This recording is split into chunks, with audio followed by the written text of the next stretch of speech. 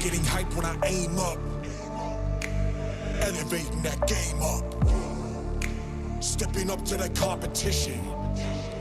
Only first place, and that's how I'm living. I'm with it till they digging up my grave, eating all the things up on my plate. Game face when I step up into place. I was born and when I watched me elevate.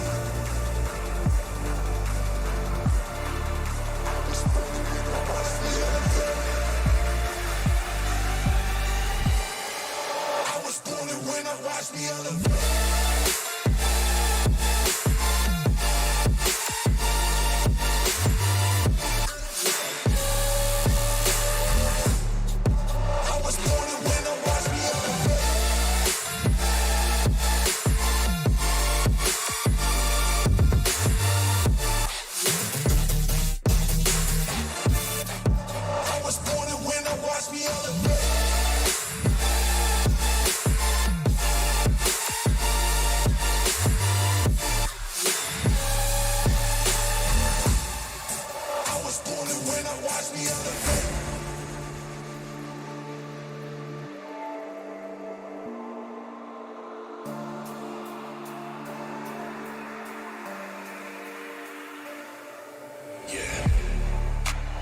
all in when I show up. Whole place about to blow up. Superior to that competition. I'm in first place, yeah, that's how I'm living. I'm winning till they digging up my grave. Eating all the things up on my plate. Game face when I step up into place. I was born and when I watched me elevate.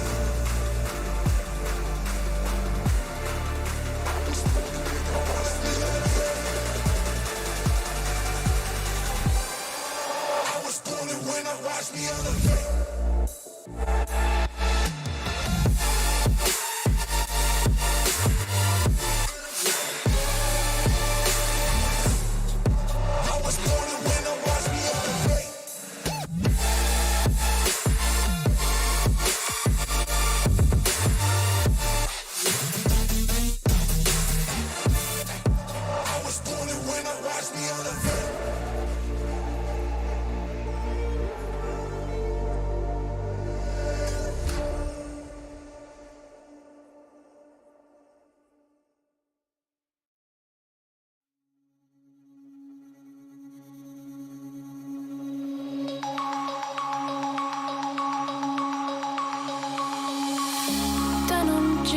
Broken dreams in my pocket.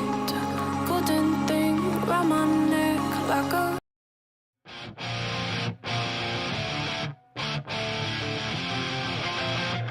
We are green, and David's just going to go right round the outside of him, and through he goes.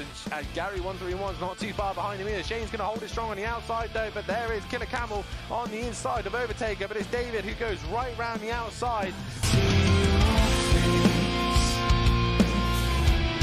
I feel your heart beating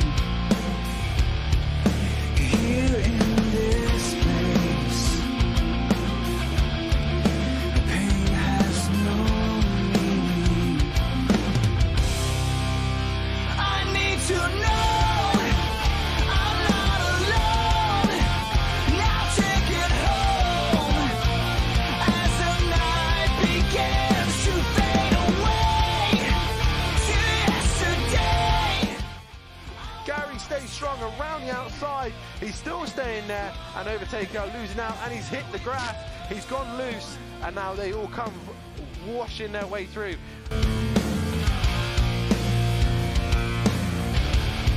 I know in this life we take what we're given, and the sun may still rise, but your light is missing. I need to know. Camel, Gary bounces over the curb. He's all over the grass, and he's hit Nexus. Oh! Has everyone else managed to avoid? Away to yesterday. I wanna stay in this moment here with you.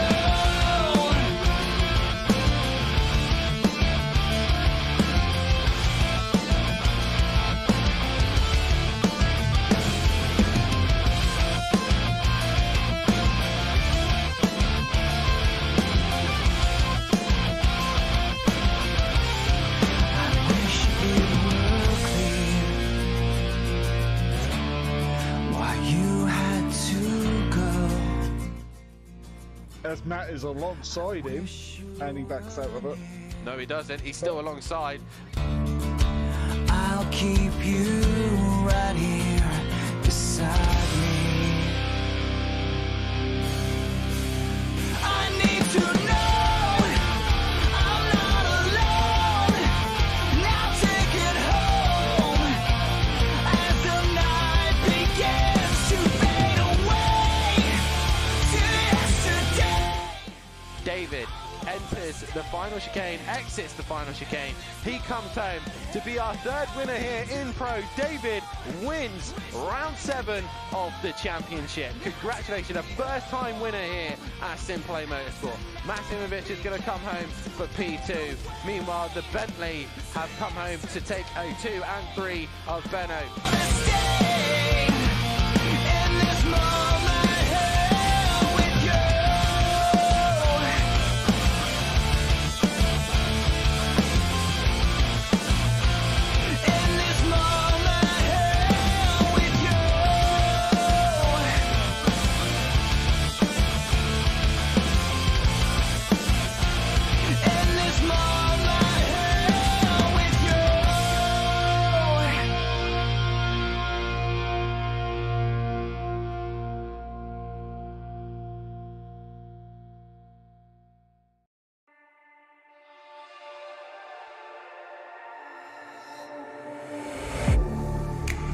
getting hype when I aim up.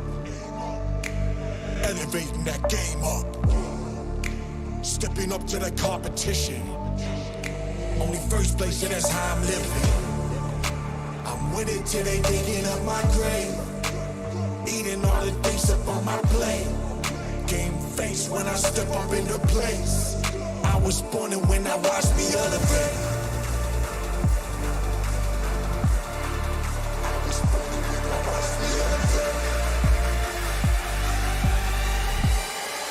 I was born and when I watched me elevate.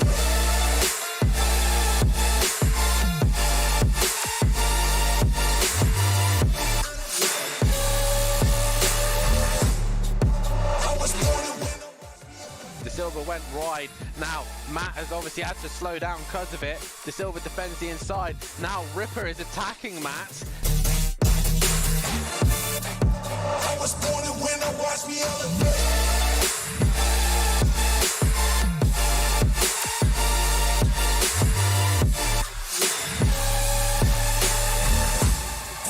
I was born and when I watched me elevate.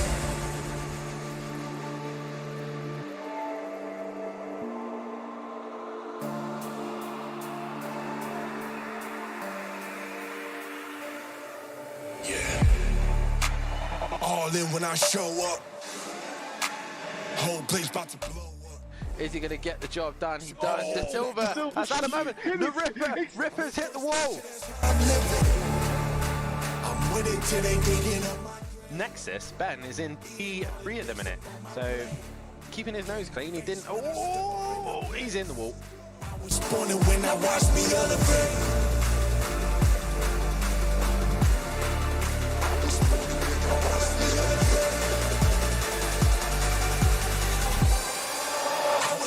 When I watch me elevate.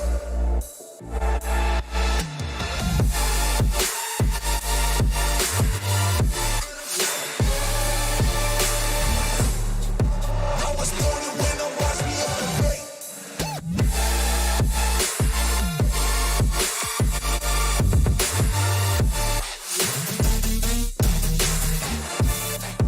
I was born and when I watch me elevate. As Benno moves out the way, but it's going to be Mate Imovic who wins here at Zolder with Overtaker in second.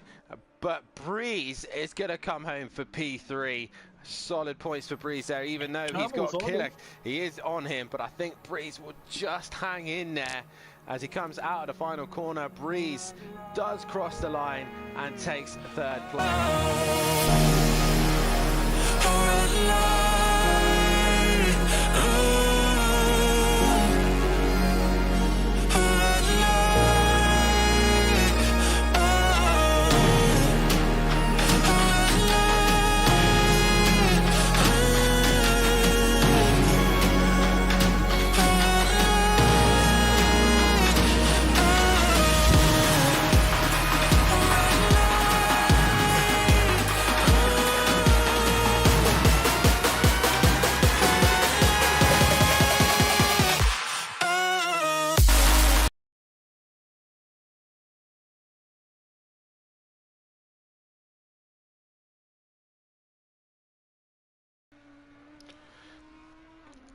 Okay, we'll be live in 3, 2. Good evening, ladies and gentlemen, and welcome to SimPlay Motorsport. My name is Dan Davis. Joining me in the commentary box once again is my good friend PN, as we are live here for rounds 9 and 10 of the SimPlay Pro GT3 Championship here at Brands Hatch, the British roller coaster. And PN, we had a discussion earlier this week between me and Matt, and we're discussing the Brands Hatch, but we'll get to your opinion on it in a minute. But first things first, how are you, my friend, and are we looking forward to tonight's race? Good evening, Dan. Guess I'm okay. Can't go into details on broadcast. But, yeah, Brands Hatch. Love watching racing here. After last night, though, I hate racing around here, too. I had a shocker. Well, I will have to say as well, give me some slack here tonight, guys, because I haven't had my dinner yet, and I'm currently eating my fish and chips as we speak. Well, I say fish and chips, a sausage, but you know. Yeah, we are live here for the, I think it's, what, the halfway stage? Yeah, the halfway stage of the season. And we are here in Kent, in the beautiful surroundings of Brands Hatch, racing the GP layout here tonight. And obviously, we're not riding the Indy circuit, but imagine if we was, that would be epic, wouldn't it? GT3 cars around the Indy circuit. You're breaking up a bit, then, Dan. Yeah, GT3 cars around.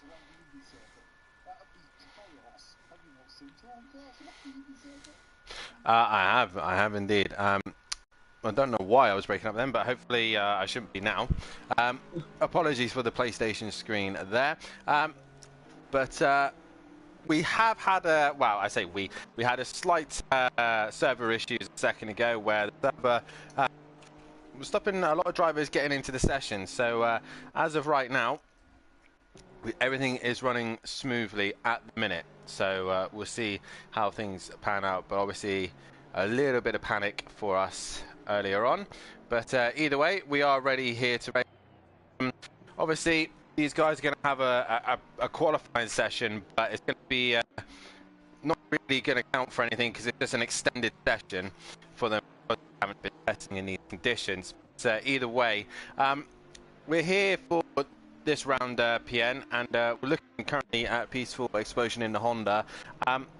Which car out of all of them do you think is going to be in? Which would favour this track the most? I'm never going to say Aston Martin again. Especially after last night. Yeah, I think I'm having hardware issues though, instead of car. Well, the McLaren's looking pretty handy, but so is the Lexus. They are indeed, as is the Bentley as well. Ripper in the Audi is looking strong once again. He's normally at the top of the table, but I think he's struggling around Brands Hatch. But that Matt in the Bentley, as always, has got pace. Ripper looking good in his Bentley. Sorry, in his Lexus, and Fury as well. He's looking pretty strong in the Lexus. So, roughly, this produces not the greatest of racing. It's a very difficult track to overtake. I'll put a poll out for who you think is going to win race 1. As I also got to check the grid order. We think that the Bentley's going to probably be strong. Mike's had a moment as usual. Shane, as he's currently in P8 at the minute and looking to try and have it.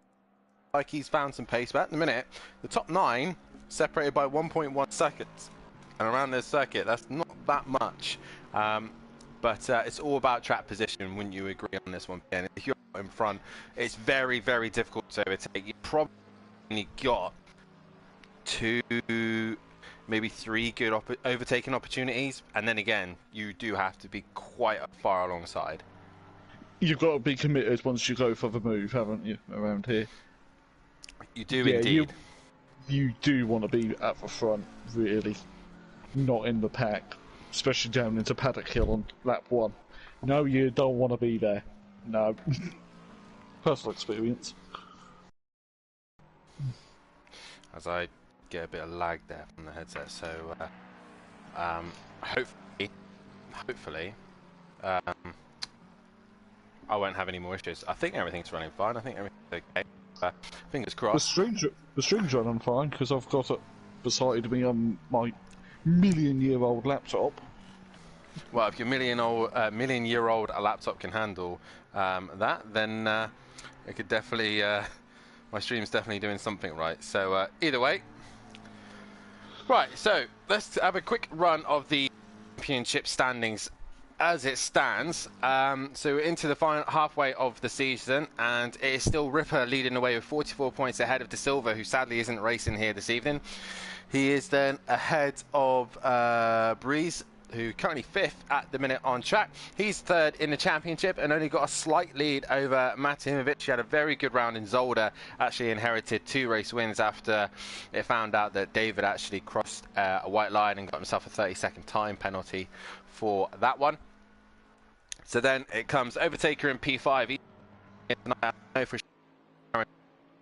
Here with Orphanator in P6. P7 is Benno, not here tonight at the minute, but P8 is Peaceful Explosion. No Emplaba to help him out tonight, who's currently 9th in the championship, but Fury is in 11th, and with not a lot of drivers here tonight, he could definitely score some decent points and work his way back up the order. P11 is Nexus, just ahead of Killer Camel. And then you got Gary 131 in 13th, 14th is Euro, 15th is Shane, and again a great opportunity for Shane to score some decent points. There's also T in 16th, he could score some points as well. David is meant to be racing tonight, but at the minute he's still not into the session. With Hitman in 18th and F1 Billow not showing up tonight either. And then back of the pack, regarding the teams championships, is Killer Performance leading the way.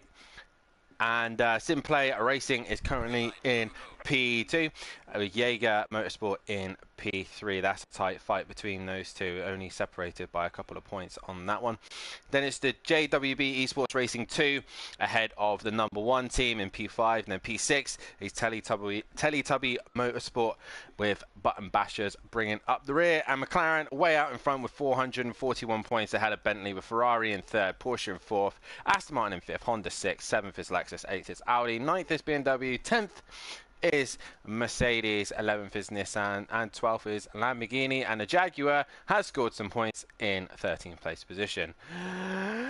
And that's that done. But we still need Veretia. We need Veretia to get a race start. if only. Someone just be stupid enough to run Veretia. Might be me next season. What, in Ham? Down in the Ham. Possibly.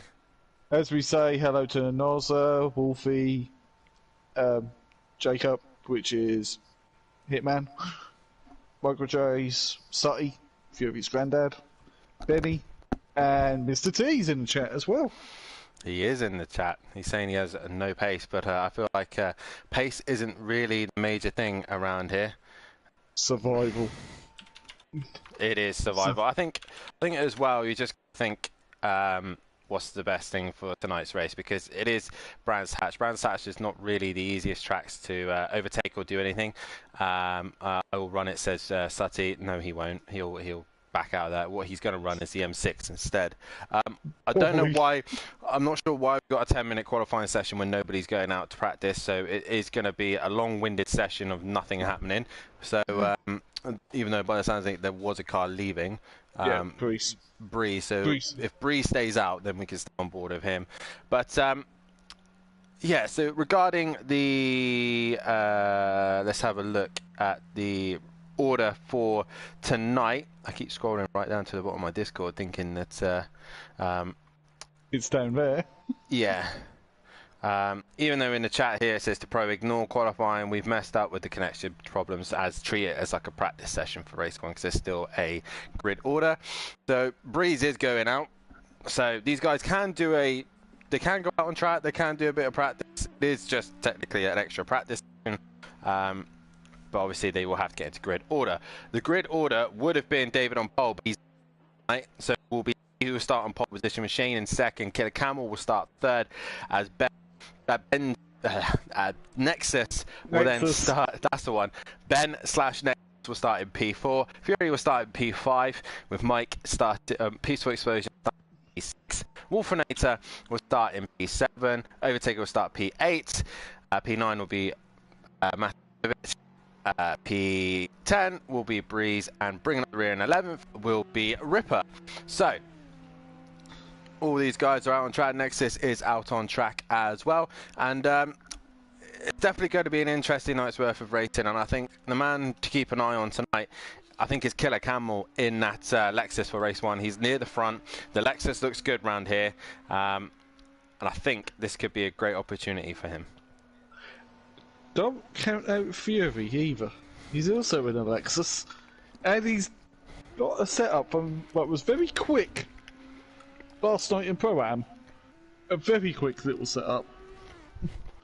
Because he breezed past me when he lapped me and overtook me. I'd win. Well, we'll see what the Lexus can do tonight. Hopefully, Fury can finally score some decent points as we're on board with Nexus. Like I said, ignore my horrible chewing and sorts. He's eating fish and chips, well, sausage and chips. Yeah, so drowning in vinegar and salt as well. Oh, no vinegar. Ill, no, definitely not. I love vinegar. Not many races tonight. No, there's not many racing tonight. So only 11 could confirm racing tonight. Most of them are busy doing other things. Well, Go on. I believe Gary's had a wisdom tooth out. What Matt was saying earlier. So you don't need your teeth to race, do you? Well, you might use a control in your mouth. I've seen it done. Someone's actually controlling the game with the mouth. Yeah, true. Impressive as well. Regarding successful around here, it is actually myself who's the most successful around Brands with 2 wins and a pole position. Then it's Argent with a win and a pole position to his name. Shane is then the next successful around here. He's had a pole position and a win, but obviously not in the pro category, so he's in a big boy class now. Overtaker has had a win here, and Gary131 has been the most successful when it comes to pole positions as well. Well, no Gary131 tonight, which is but it is a British circuit. He sadly misses a British circuit and a circuit that he's more likely would have been strong at. And I think the Porsche would have been well suited around here as well. But either way, it is what it is. And we will go racing as it stands. And right now, Overtaker sets the pace once again. He does a 1:24.3 as I will look to try and find a car to do a lap with. Oh, why not? Let's do a lap with Fury as he heads into turn 1 and goes down into the dip and then heading up to the top of the hairpin towards Druid. He's behind his teammate Shane, and as he gently works his way around there, it's a difficult corner to decide where you want to be in second gear or first gear. He then heads down to the left-hander of turn 3 and a little short sprint as they then head up to turn 4. I believe it's Surtees. This is turn 4. It's Surtees. I am going to try my best. I think before was Graham Hill Bend, if I'm correct. Yeah. Then we go down the back straight to the fast to Hawthorns. Yeah, I was just about to think of Hawthorns. And this is another tricky corner. You've got to try and decide, do you want to go down 1 gear or 2 gears? For me in the Lamborghini, it tends to just be 1 gear. And as you nail that, you go into another fast right-hander. Now, I feel like this right-hander is the trickiest one of them all. It's very easy to run wide and touch the grass. And into Sheen's curve. Am I correct on that one? Sheen curve? It used to be actually called Dingle Dell, but they renamed it to Sheen's. And then Sterling's, and then Clearway's Clark. Grab them straight to cross the line. Yep, to cross the line. I don't have my book with all the corner names in here. I must put it away. I usually have it all on my computer, but tonight I don't seem to have it there. As Fury only goes within 3/10 of Overtaker there, so he's got some decent pace there as Shane at the minute P4. But we are coming to the end of qualifying. The track is slowly improving as we say hello to Mummy D, Fury's granddad, Jacob T, Ben, all these lovely guys in the chat, and we got Micro as well saying good luck to the 55 Noser as well. Nice to see you all in the chat. There is currently a poll out at the minute. So at the minute, 55% of you reckon that Matimovic is going to be the out of the 12 votes, 50% of you reckon that Matimovic will win this one. 33% for Overtaker, and no one's gone for Ripper or Camel. Before we even get into the race, PN, let's get our predictions on who we think is going to win race 1. So who are we going to curse here tonight? I want to curse Ripper. See, I think Ripper is... I think this might be one of the circuits he's going to struggle at. I don't know why. I just got this feeling that the Audi isn't going to be as strong here as it would anywhere else. So you're thinking Ripper for the win. It wasn't that strong really at Zolder either, was it? No, it's definitely had a pace advantage at Spa. I know that for sure. But here he just seems to be looking to try and chase Overtaker. Regarding this first race and looking at the grid order, I'm gonna go with Camel for this one, or Camel, as he goes P4. But obviously that's his first proper lap, so I wouldn't really class that as his best lap at the minute. He will get faster as the tyres get into their right window and to their right temperature. But this Lexus is definitely looking good tonight. It is. It was rapid again. It was rapid in race 2 for Pro-Am last night, until it got hit on turn 1. Well, on down Paddock Hill. But we'll gloss over that. That was last night.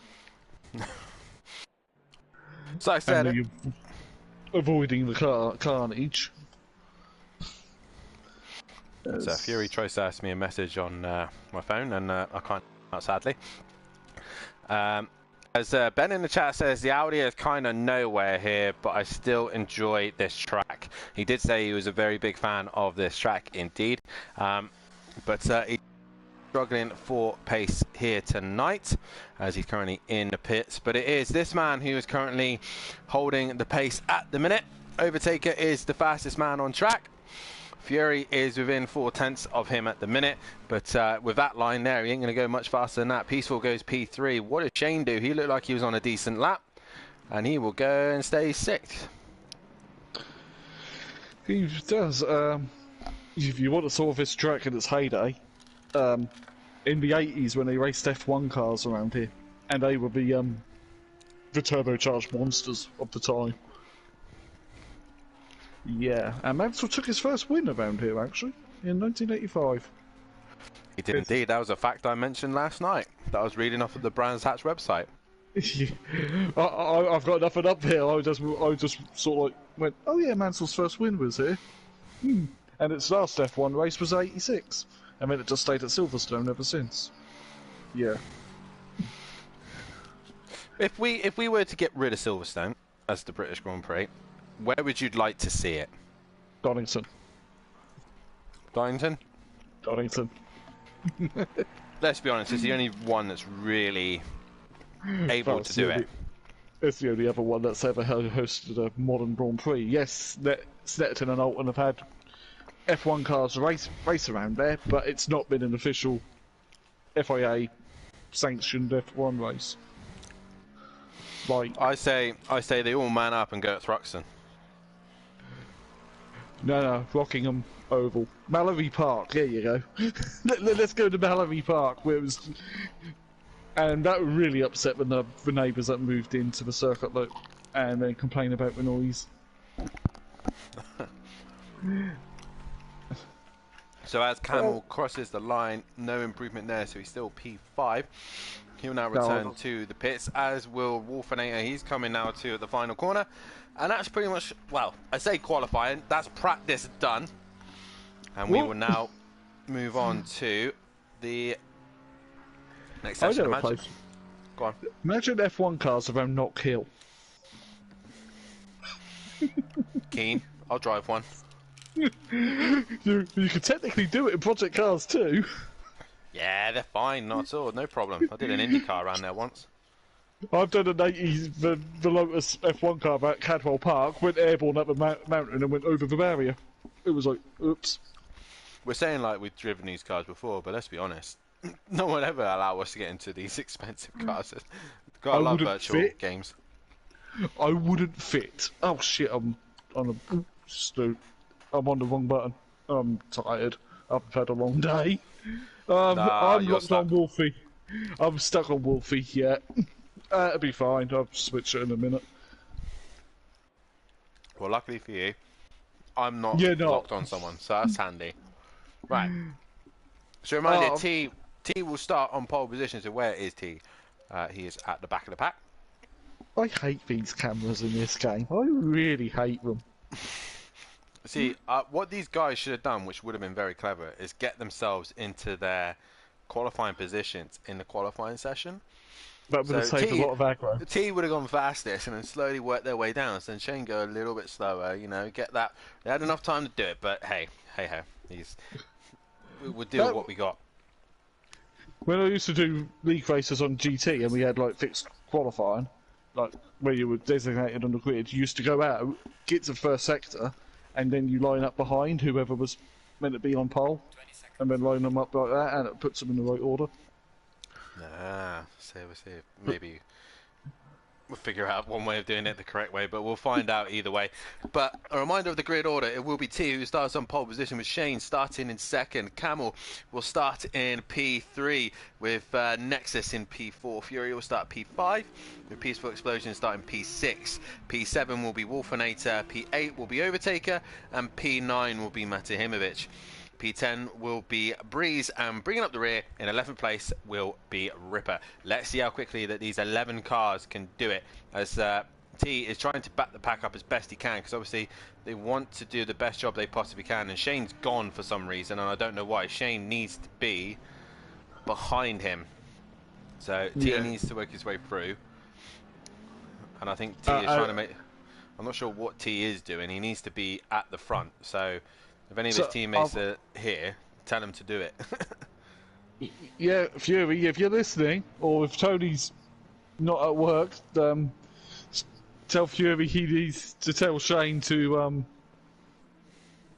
you know... Yeah, Shane needs to be back a position, yeah. But I think Shane was trying to let T through, but T needs to be on pole. As I'm watching Wolfie, and that's all I can see is Wolfie. So, until those two sort themselves out, Camel, is he in P3? Yes, he is. Then it should be Nexus, which it is. Then Fury, which I believe is Fury. Then we should have a Peaceful Explosion. There he is, followed by Wolfinator, which is correct. Overtaker, Matahimovic, Breeze, and Ripper. Now T is in the correct position, and now we can get ready to go racing here. Right. Final predictions as you guys get your votes in now. Nice to see Emprava in the chat. Go Mike, SimPlay Racing, as I don't know why everyone suddenly slowed right down.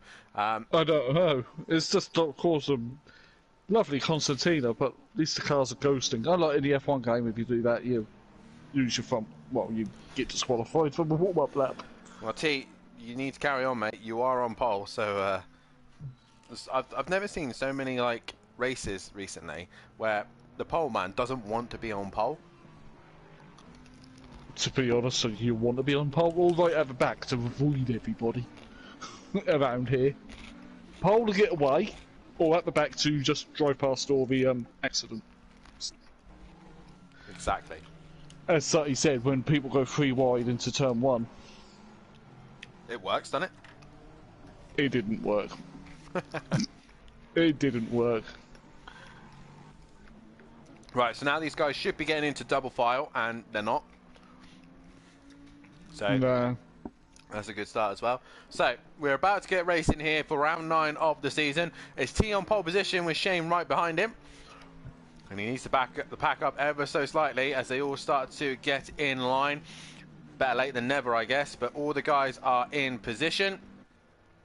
We are about to get underway here for round 9 of the championship. It's T versus Shane, Audi versus Lexus into turn 1.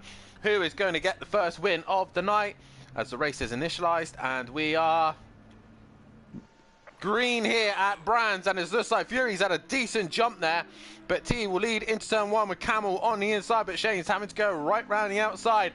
And so far so good as we negate turn 1. Everyone's through, and looks like Wolfinator's not had the best start, and Overtaker is on the move.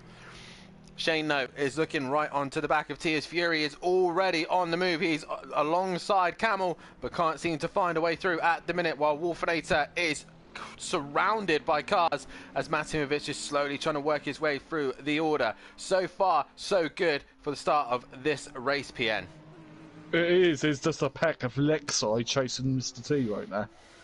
It is indeed, as Nexus has now got the run on Fury after Fury got ahead of Nexus. He's now dropped back behind him, back into 5th place as Camel now is on the move on Shane, and Shane here just runs a little bit wide, and that's going to allow Camel to look down the inside for the next right-hander, and boom, thank you for the carrots as he goes through. Thank you, Mama, for the carrots. No, I don't want to say Mama. No, I'm just saying thank you for the carrots. But he's not done yet. Shane's still fighting it, but he's touched the grass as T runs wide, Fury runs wide, as all the Audis just seems to be struggling as they slide through that sector. But T pulling away. Shane dropped right to the back now, and bouncing all over the grass has put him to the back of the pack as Camel looks to try and hunt down T. Meanwhile, Fury's under some immense pressure. He's being pushed and shoved about by Peaceful, Overtaker, and Matt are all there.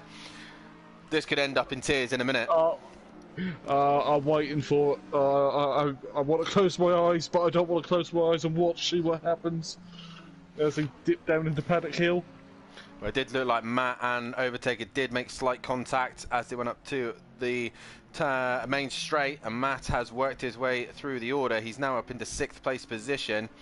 And he's on the back of Fury. Meanwhile, Peaceful has had a fairly decent start. He's managed to clear most of the traffic, but Shane's the real loser out of all this one. Ripper is just slowly trying to make his way through the order. He's only done Shane so far, as Breeze has gone round because of Wolfinator. They've made contact, and around they go. Wolfinator drops to the back of the pack with Breeze in last place position. That helps Ripper out, make a few more places. That's 2 more cars for him, but his closest championship rival isn't even here tonight. Which is unfortunate, not having De Silva here. It is very unfortunate. Meanwhile, Peaceful Explosion is under some immense pressure from Fury right now. Yep, as Fury hunts, as the camera tries to pick up the car. Peaceful sideways through Sheen. The Honda very much struggles around here. I don't think it suits very fast corners. It's got very good tractions, but most of this is high speed to medium speed corners. And now Fury has made the move. Matt is now on the inside of Peaceful Explosion, and I think Peaceful isn't going to fight that one too hard, as Overtaker now joins the scene. He's right on the rear wing of Matahimovic, and he's looking left, looking right, but he can't go left because there's Peaceful. They touch ever so slightly. That did look like lag. That looked like a lag bump to me. It did to me as well, as now Matt works his way up. Peaceful is dropped behind, and Ripper is right behind him. Meanwhile, while all that's going on, Camel's leading this race ahead of T. So T must have had a moment or a mistake, because he is now dropped to P2, and Nexus is now on the scene. The Audis just look like them. Oh, T's gone, tried to go on the Indy circuit a little bit then, or to the medical centre, because the medical centre's about there. Very good medical centre as well. He did say he was struggling, and he's now lost out to Nexus, and Nexus now up in front. But Killer Camel, is he going to get his first race win as he now leads this race? The pit window will be opening shortly. Right now, the 2 Audis are ahead of then the next Lexus of Fury. So he's got the Bentley and McLaren of Matimovic and Overtaker breathing down his neck. But closing very quickly onto Mr. T. They are indeed. Camel has about a 2-second lead. Surprisingly, that was quite a clean start. Yeah, it's been relatively good. Less cars, less chances of incidences happening. But Fury is now got a decent run out of the final corner. He's giving T a flash, and he's looking to try and make the move down the inside of turn 1. Probably not going to get it done. You want to set him up as you go into turn 1 to then try and get the inside of Druids as you head up the hill. And Fury, is he going to think about it? No, he thinks better of it and waits. As Ripper, meanwhile, is right on the back of Peaceful and can't seem to find a way through. As Breeze, right now, back of the pack, is really struggling to get himself back in this race. Fury's going to go around the outside into Graham Hill Bend? No, because Matt's just found a gap and gone for it. And it's nearly 3 wide into Sterling. Not Sterling's, Surtees, as Matt is past Mr. T and up to P3. Fury follows him through. And Ripper is just now alongside Peaceful as Matt works his way through, barging his way through the pack. As now Overtaker, is he going to be brave enough to go around the outside of T? He thought about it, but he can't quite get the job done. Meanwhile, Ripper was thinking about it, but he gets the undercut and managed to get underneath the Honda, and up in position he goes. Meanwhile, Overtaker, you just see him there, just get past the... Oh, Nexus is wide out of machines. Nexus is wide. That's going to back the rest of the pack up. And Matt now right on the back of the Audi is his teammate. Gary131 says, come on, Matt. And Nexus, oh, he has a twitch again. So there's something not right on the rear of that car. Fury's had a stellar exit there. And now he's right on the back of Matt once again. But Matt up into P2, getting his elbows out. I'm not sure why he's flashing. Might have to give him a penalty for excessive flashing. Because you know what Matt's like with his flashing. Could just catch a button on the steering wheel. Nah. My case, I'm pushing so hard down on the sticks because that's where I've assigned big indicators. Well, at the minute, Killer Camel, while all this has been going on, he's made a 5-second gap over Matahimovic. But the problem with Matt is he's got a little puppy of Fury biting at his ankles, looking to try and find a way through in that Lexus. Now, is pit stops really going to benefit some of these drivers right now, as Ripper now is looking to try and get on the back of T, and Peaceful and Wolfenator having their own little scrap. Shane in P10 and Breeze bringing up the rear. But Fury now has to be patient, needs to take his time and figure out the right time to try and pass Matt, as Overtaker meanwhile behind is trying to force Nexus wide. Nexus goes onto the grass and he loses a little bit of momentum, loses speed. Overtaker's to the inside. Oh, no, they nearly made contact. sideways. Overtaker, has he gone into the wall? No, he's managed to catch it. Overtaker probably needs to invest in some boxers that are colour shade brown, because he nearly ended up in the wall then. He did, and just a hell of a place to lose it as well. It is indeed. Camel crosses the line and he is ahead of Matt by 4.2, so he's got a decent pace at the minute over the Bentley. So the Lexus currently holding his own at the minute against Matt, while Fury now, I know we can see him right there and he's trying to make as much time as he can, but he needs to just keep it smooth, keep it consistent, and slowly work your way onto the back of Matt. Gary in chat, gutted I'm not well enough to make it to a decent track. The man But who's what had about the game? the man who's had the most successful pole positions around here, and he's not able to even qualify. Good old Gary 131. Look, as Camel's holding the seconds around holding the lead to around 5 seconds. I'll get it right eventually. One day I might get this commentary mark down. You'll get the hang of it. It only takes time, as Overtaker is still harassing the back of deck. Nexus has gone wide. That's the invitation that Overtaker needed. Through he goes. Now he can hunt after Fury and Matahimovic, who he's after. To be fair though, PN, Ben looked like he was going to go and have another go at Overtaker, but I think it's better of it. He's now gone wide, and he's lost out big time there to Overtaker.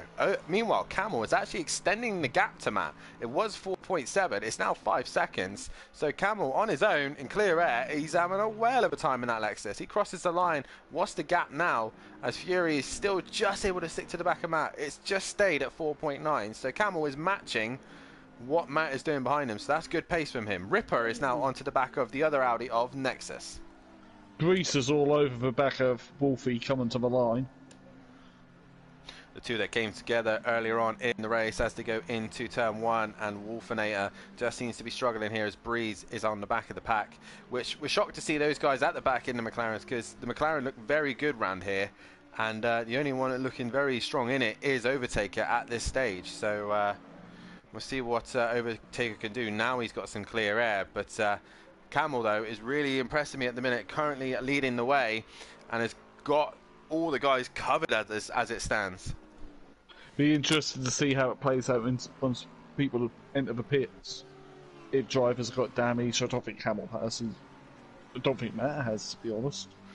I think people have got a couple of scrapes or bumps or a little bit of, you know, like a couple of seconds here and there damage. Nothing horrendous, but at the minute, T is the man who's been struggling at the minute. He's losing places left, right, stay aside on pole position. He's down to 8th, and now Shane is behind him in the other Lexus, and Shane looking very good in that Lexus. Now he's got a bit of time to himself, keep his composure.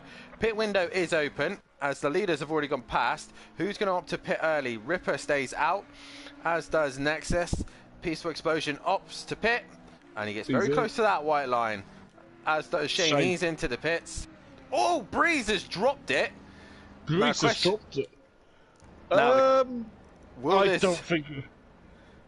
I don't think that'd be a penalty, would you? Because technically, he crossed the white line and he intended to come into the pits, so I'll leave that one to the stewards, because I think because he binned it, that'd be a bit harsh.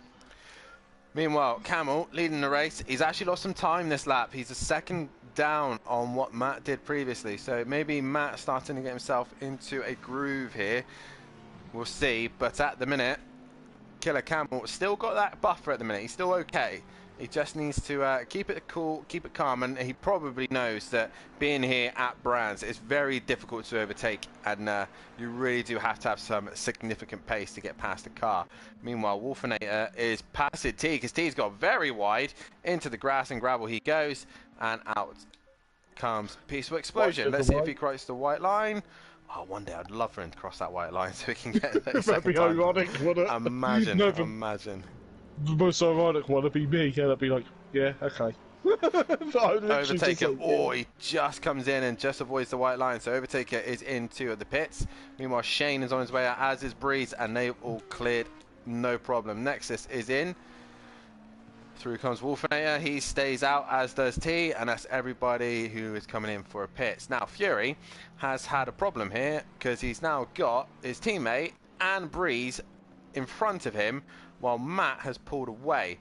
Matt at the minute has pulled 2.7 on Fury, while Camel is actually starting to match again. He has indeed. Peaceful Explosion has played that quite well, because he's managed to get into the GP loop, and there's no one he has to get out of the way of. So it's good stuff for him there. Yep. It just seems like an Eon. What, Overtaker's stop is complete as he heads towards the exit of pit lane.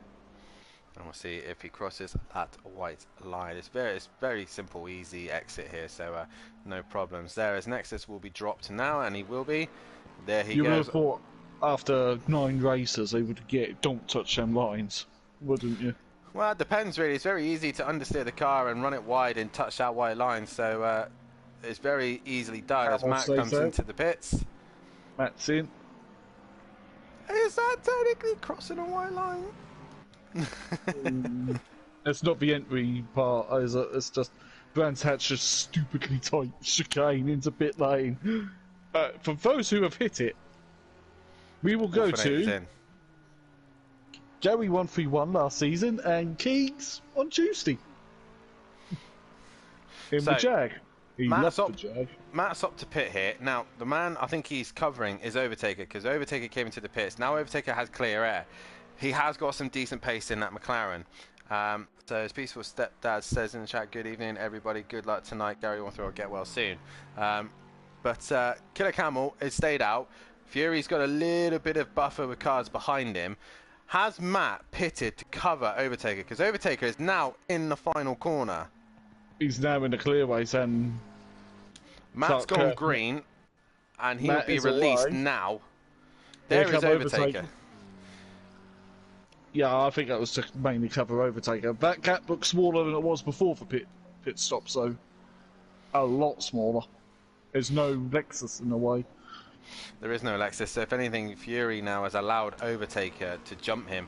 If Fury chooses to pit now, I think it's one too little too late. He has to go longer now. But either way, Camel, did he cross the white line? That's the question. Fury is in. Will Ripper, he will come in as well. And it's just T left to pit. He'll end up back at the top of the session. But I'm more likely he'll pit this lap as he's got very wide and into the gravel. He is really struggling here tonight. So at the minute, your net leader of Camel was in the pits. His teammates come in as well of Ripper, and they're both leading the constructors. That's a cut by Mr. T. Definitely. That was a definite cut. He cut across the green painted pit. And he's been done for pit entry before. I'm just watching the Bentley and the McLaren of Matt and Overtaker, and Overtaker just seems so much more committed, so much more planted in the faster corners. Thanks for people who kept tapping me to get by. So Fury's not too happy about that one. Camel is coming out the pits, and Matt's jumped him. Wow. Overtaker has as well. Fury has lost out. Ripper's already gone. So it is now Matt from Overtaker from Camel. So yeah. What a outlap by Matt, really. Was it an outlap, or did Killer Camel have damage that he had to repair? Hard to say. There's no way that he would have gained, Matt would have gained that much time. What was that? No. So Killer Camel was what? 3.8 ahead of Matt when he came into the pits, and Matt's now 3.6. Sorry, no, I'm reading that as the delta between Overtaker and Camel. So Matt's near enough 5 seconds ahead. So either Killer Camel had a moment coming into the pits, or he's sustained damage somewhere. Maybe racing T earlier on But either way, Killer Camel is lost out to the two in front, and that's probably not a good thing. No, it's not at all, is it? Not at all indeed. Now, Overtaker is bringing the gap down to Matt. It is now 1.6. It was 2.7 when they pitted. What can Overtaker do from here? Yeah. These two together again. Well, where have we seen this before? Well, at the minute, they are the class of the field. Killer Camel and Ripper. Camel obviously had the lead of the race. And now he's dropped behind them two. So if anything happens to the leaders, he is now the net first place man. But we know what Matt and Overtaker are like when these two come together. There may be contact, and then lots of stupid inquiries. So let's see if Camel can get back on them with his teammate behind him, the Audi. Yeah, better to a killer performance into Camel. Right now, these two are scoring very well, being in third. So Camel's been the one who's been struggling with points this season. But they're in a very good position right now. Will Camel get out the way for Ripper, or will Ripper allow him some decent points? On Matt. It's right on Matt. I did see someone in my personal stream. So if they were watching in my personal stream, get over to SimPlay Motorsport. That's where the action is. That's where it's happening. As I'll end the poll there, people still think Matt is going to win this one. And it's also between Overtaker. So right now, Overtaker versus Matt once again. We had this one too many times, and they like to lock horns as well. So we'll see how this goes. Overtaker taking so much pace in turn one. That was a lovely Overtaker. Oh, is he going to try outside into Druids? He's on the marbles. You can see him build up. In the wet, that would have been fine, but in the dry, no chance. As we see now, Overtaker trying to get the run on Matt. Now, Overtaker needs to be clever. He needs to start to not show his strengths to Matt. If he does it one too many times, Matt will know exactly how to defend against him, won't he? So hear me. Be patient. You got to be patient and just. There we go. That should have gone now. Apologies for that. Apologies. I know why that was.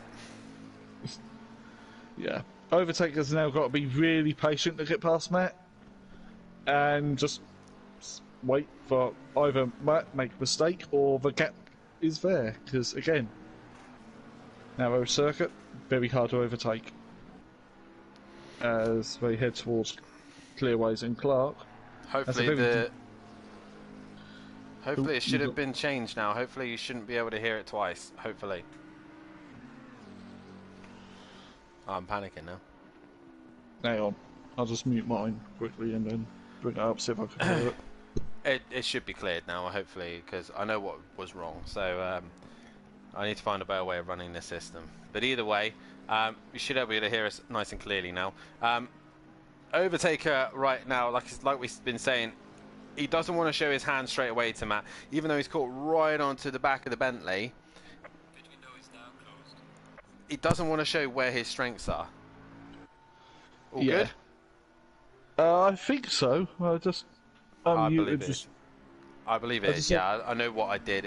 The thing is, the Streamlabs is running my desktop noises, so if I open up another stream, it will play that one as well. So yeah, it tried running two things at once, so I have muted the other stream. It should all be good now, and we should only just be hearing this stream. I hope. Hopefully. I hope. So if the guys in the chat can help happily tell me if they can hear us, that would be fantastic. Yeah. But well, so I'm going to have to tell PN to do it instead. I can't do it. I've got no way to stream it like that. And plus everyone will get ads if they have my stream. Being affiliated on Twitch. I'm going to have to double check now. I'm like second guessing myself, so oh, yeah. Nexus was sideways, come through Pilgrims, and then into Sheen. The fact that Audi does not look stable at all. Oh, it's definitely sorted now. So yeah, it's fine. It's all good. It's all good. Right, rookie mistake there. I need to stop opening things while I'm busy commentating. So apologies, guys, for the double comms there. So, as we've only got 8.5 minutes left to go. Yep, I thought as much. Thank you, Micro. As we've only got 8 minutes left, like 8.5 minutes left, the running order at the minute is Masimovic is leading the way, but he's under some immense pressure from Overtake It in second. Third is Killer Camel, and holding his own at the minute against his teammate Ripper, who's in P4, who wants to just score some decent points while the Silver is not here. His then closest rival is Breeze, and he is down in 9th place position. Then it's Matt, and Matt's still a decent amount of points behind. Fury having a solid round in P5 with Peaceful Explosion in P6. Nexus currently in P7, just staying ahead of Wolfenator in P8. P9 is Breeze, and then P10 is Shane. And bringing up the rear is T, who just seems to be struggling with his Audi today. Everyone else is pretty spread out, except for the top two, which Overtaker gets close again to the back of Matahimovic. It seems like Overtaker is very strong in the middle and final sector, while Matt is able to extend the gap in the first sector. Yeah. As we dip into a paddock hill again. Down the descent. Up, well, I think it was Halewoods into Druids. Still trying to remember everything. See, if it was Snetterton, I'd be fine. Sadly, Snet's not on the calendar. Maybe next season, I believe it might possibly It is in the Porsches. Oh, yeah. Which, There you go. tune in on Sunday to see Dan Davison race in the Carreras. Or Overtaker's had a great run through the left-hander there, and he's right on the back wing of Matt. Matt just went a little bit wide, and that just gave Overtaker a little sniff of an opportunity. But then Matt's managed to use the Bentley grunt to pull away. And in fact, it's the biggest car on the grid. That kind of helps as well. It is indeed, as Overtaker used to say, you can't actually see around the thing. Other cars, you can see at least the corners and stuff like that, but the Bentley is so big and wide, the boat got a yellow flag.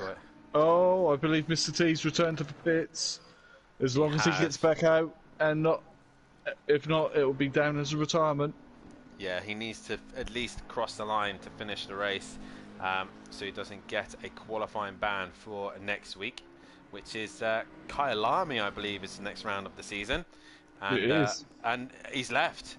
T is He's left. T, that is a retirement, so... Unless he gets back into the session and carries on, but at the minute, he's left the session.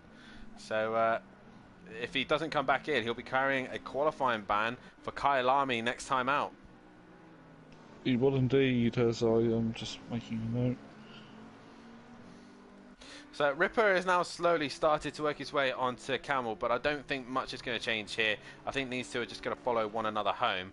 And really everywhere else is stabilised. The only one that's really possibly on the move is Wolfenator onto the back of Nexus. But the real closest fight at the minute is still this fight between Matt and Overtaker. And Overtaker managed to get onto the back of Matt, but has not been able to do anything with it since. Oh, Overtaker was wide then. You don't want to do that around here. But he looked like he took more pace. He like even the curbs, like it looked like it'd take it wide. But there's like a netting part of the track. It's Overtaker's very committed through Sheen Curve there. But do you know why they have that netting there on MSV circuits? Overtaker's gone. Overtaker's lost it. He's hit the wall, and he's hit it hard. Oh, that's unfortunate. The rear just went. It did indeed. Now, is he gonna... Oh, he's got major damage on the pad as well. He's gonna be struggling. Camel and Ripper are gonna be rubbing their hands together thinking, yes, Overtaker's cracked. And now Matt is gonna take maximum points once again with the beneficial of the reverse grid. We'll see how he goes in the next part of the session. But Killer Camel now has an opportunity to catch Overtaker, as does Ripper. Meanwhile, Fury is just nowhere near these guys at the minute. He's run a little bit wide, pushing a bit too hard. But Overtaker, costly mistake, probably dirty air, got a little bit too close to the back of the Bentley, and in the wall it goes. Will Camel switch positions with Ripper so Ripper get more points in the team's for the drivers' championship? With De Silva not here. Matt winning as well. Matt, if Matt stays where he is and doesn't make any mistakes. Yeah, and with Overtaker now in a damaged car and going to be hemorrhaging time. But Overtaker, I think, was on the gravel there. But this is really his first test to see how bad the car is. It looks like it's just about able to make it to the end, so I think he'll be okay. But he isn't going to be in his fastest state as Camel is there. The two killer performance cars running together, as menacing as they look in the black and orange. They are coming after Overtaker. Orange? I think it's red. Well, the Camel one I think is orange in it. It looks more orangey than red. Yeah, that's red. That's a matte red. I don't like matte paint. It's not quite. Either way, they're very similar. They both look menacing, and they're coming after Overtaker. Simple as. But, yeah, I think Overtaker. Oh, that's unlucky, really, for Overtaker. I think, yeah, it was just getting to a point. He was pushing as hard as he could to try and gain as much time as he possibly can on Matt and try and get the run. He just made one little mistake, and around he went. Now, Camel has got time in hand to catch Overtaker. It's 2.4 now, but he's got to do it soon because he'll run out of time. And again, Brands Hatch, very difficult to overtake. What does he do? He could see now the McLaren and Ripper right behind him. Will he let Ripper have a go first and try and sneak up the inside? Or maybe he'll have a go first and then see what happens. But they have not got long. Matt, they got roughly 2 laps, I reckon. About 2 laps, yeah, because it's what? Let's just say they're doing about a lap with 1 minute 27 for the pros in race trim. They're probably quicker than that. Maybe 25s. a bit quicker than it. Hang on.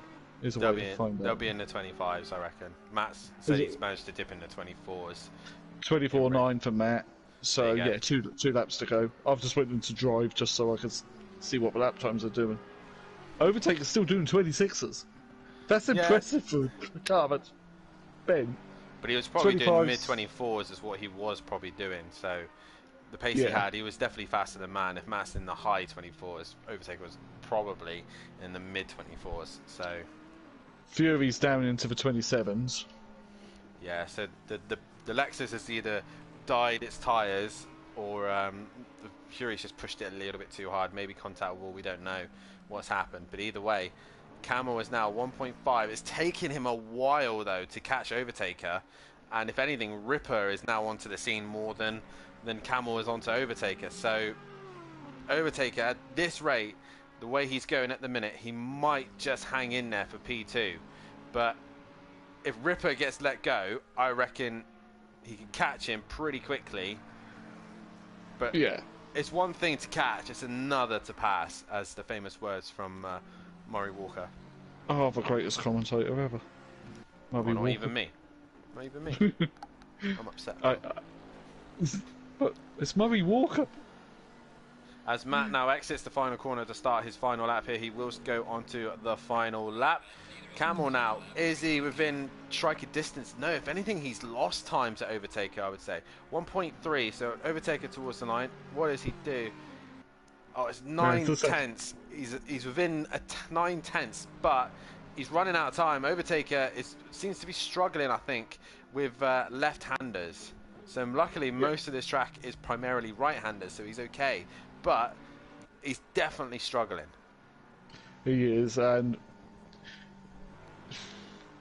I wonder if there is any team orders and killer performance for Camel just to release Ripper to get maximise his points. We're only halfway through the season, and Killer Camel needs to get himself back up the championship order anyway. So these are good points for him. Now Overtaker's having to go defensive.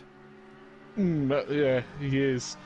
As Matt is now heading towards Pilgrims and Benchine, so Overtaker's really slow here. Killer Camel's right there. We'll get to Matt in a second because this fight's more important. Overtaker's gone wide, and there goes Camel. He goes through. Can now Ripper pounce as well as Matt comes towards the final corner as Ripper is right on the back end of Overtaker. We sadly have to move away because Matt exits the final corner. He will win round 9 of the championship.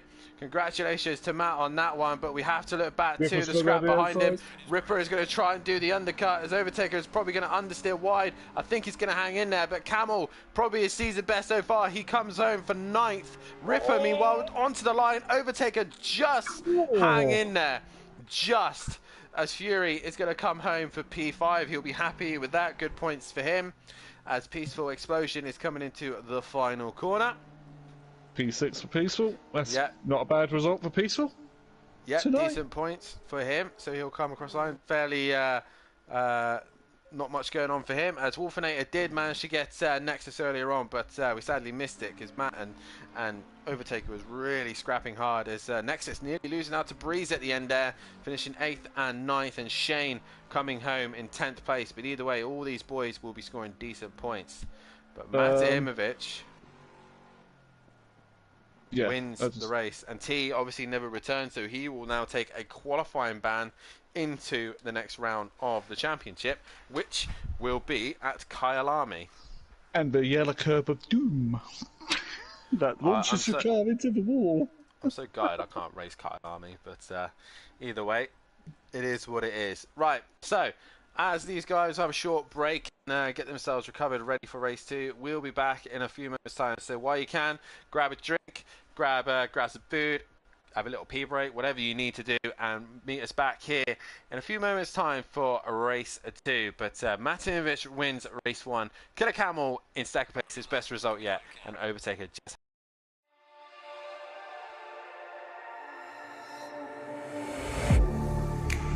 Getting hype when I aim up, elevating that game up, stepping up to the competition. Only first place, and that's how I'm living. I'm with it till they digging up my grave, eating all the things up on my plate. Game face when I step up into place. I was born and when I watched me elevate.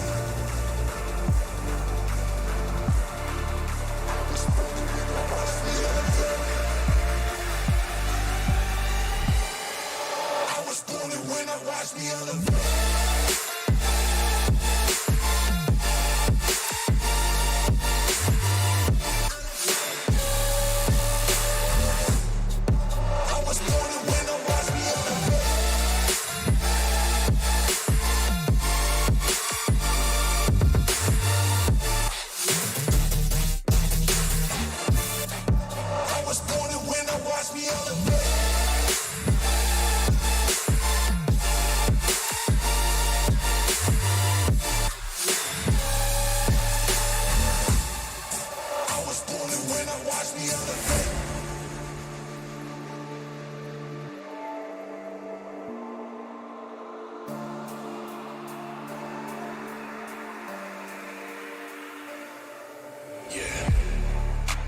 All in when I show up, whole place about to blow up.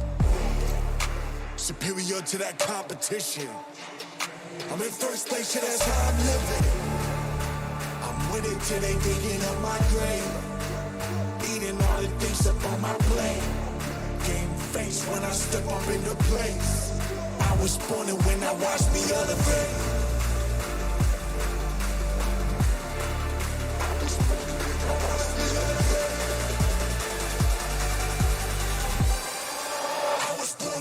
Watch me elevate.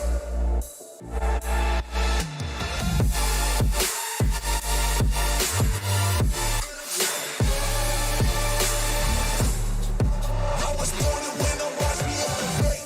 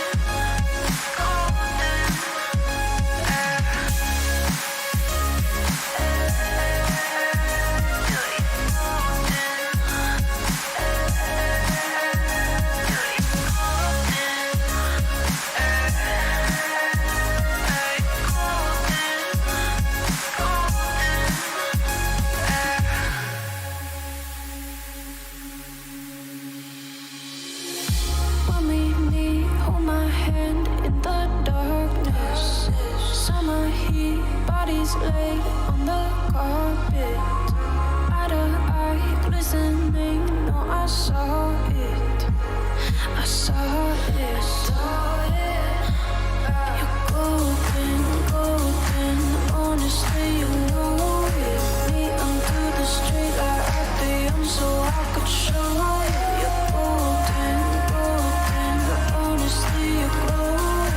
Me under the mezzanine, just so that I could show you. You're golden. Hey, you're golden. You're golden. You're golden. Golden. You're golden. Yeah, you're golden. You know it. Yeah, you're glowing. Golden.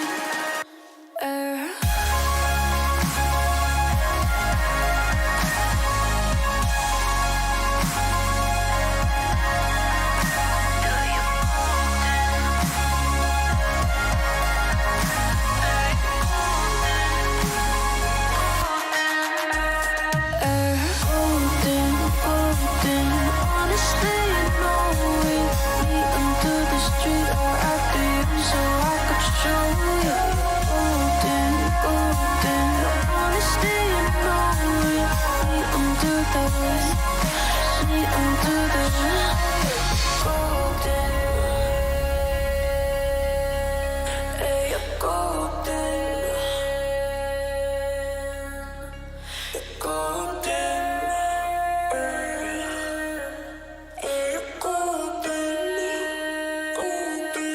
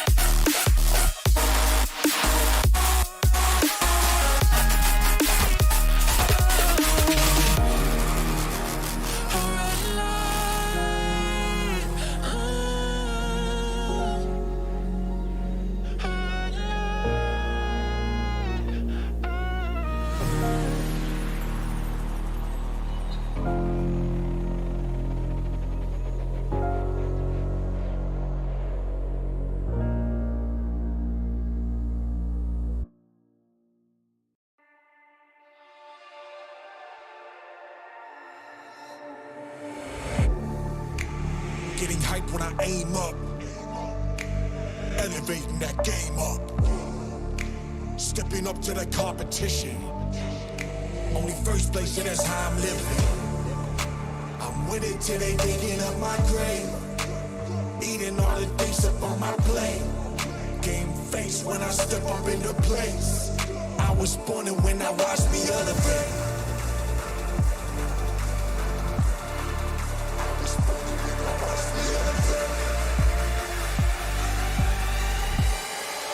I was born and when I watched me elevate.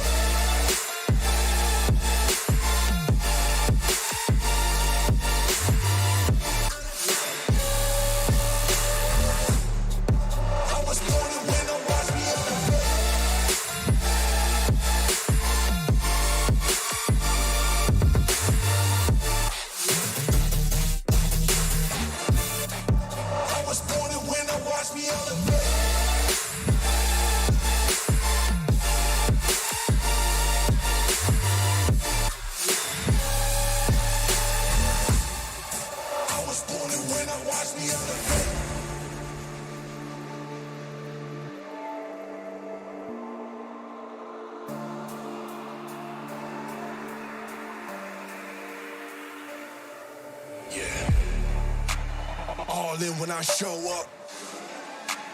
Whole place about to blow up. Superior to that competition. I'm in first place, yeah, that's how I'm living. I'm with it till they digging up my grave. Eating all the things up on my plate. Game face when I step up into place. I was born and when I watched me elevate.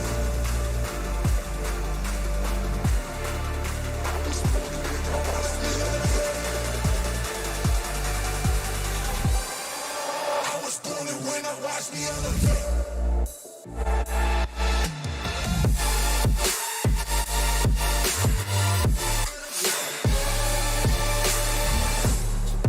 I was born and when I watch me elevate.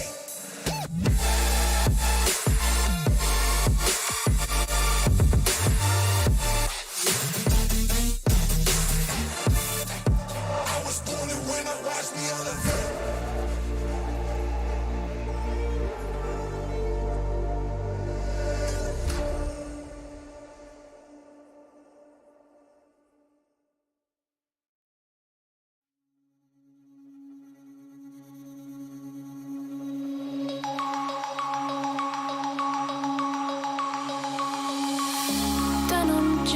Broken dreams in my pocket. Golden thing round my neck like a locket. Carve your name in my mind, cause you caught it. You caught it. You're golden, golden. Honestly, you know it. Me under the street light at the young so I could show you. You're golden, golden. Honestly, you're glowing. Me under the mezzanine just so that I could show you. You're golden. Hey, you're golden. You're golden. Hey, you're golden. Golden.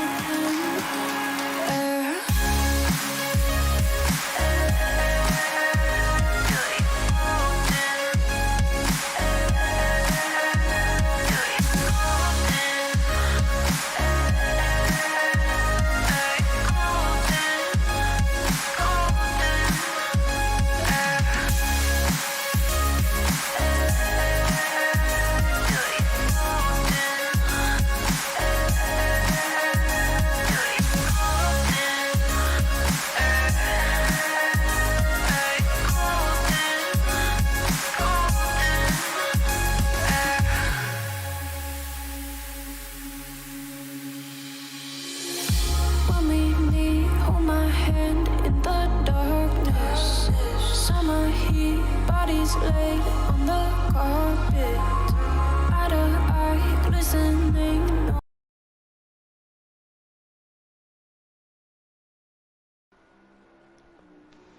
3, 2, Welcome back, ladies and gentlemen, to SimPlay Motorsport. We're about to get underway for the second race this evening at Brands Hatch, as Matt took the first win tonight in race 1 and now going into race 2. As we see Matt currently on track, they're currently doing a qualifying session right now. They've had 15 minutes so far, and the man setting the pace at the minute is Overtaker, currently on pole. The first man to get himself into the 23s at the minute, and securely in the 23s as well. He's got 6/10 over Ripper at the minute, as he's now in the final sector. But PN, Matt, in that first race, did a very good job of holding back Overtaker, keeping him behind. We currently got a poll out for a race winner for race 2, so get your votes in on that.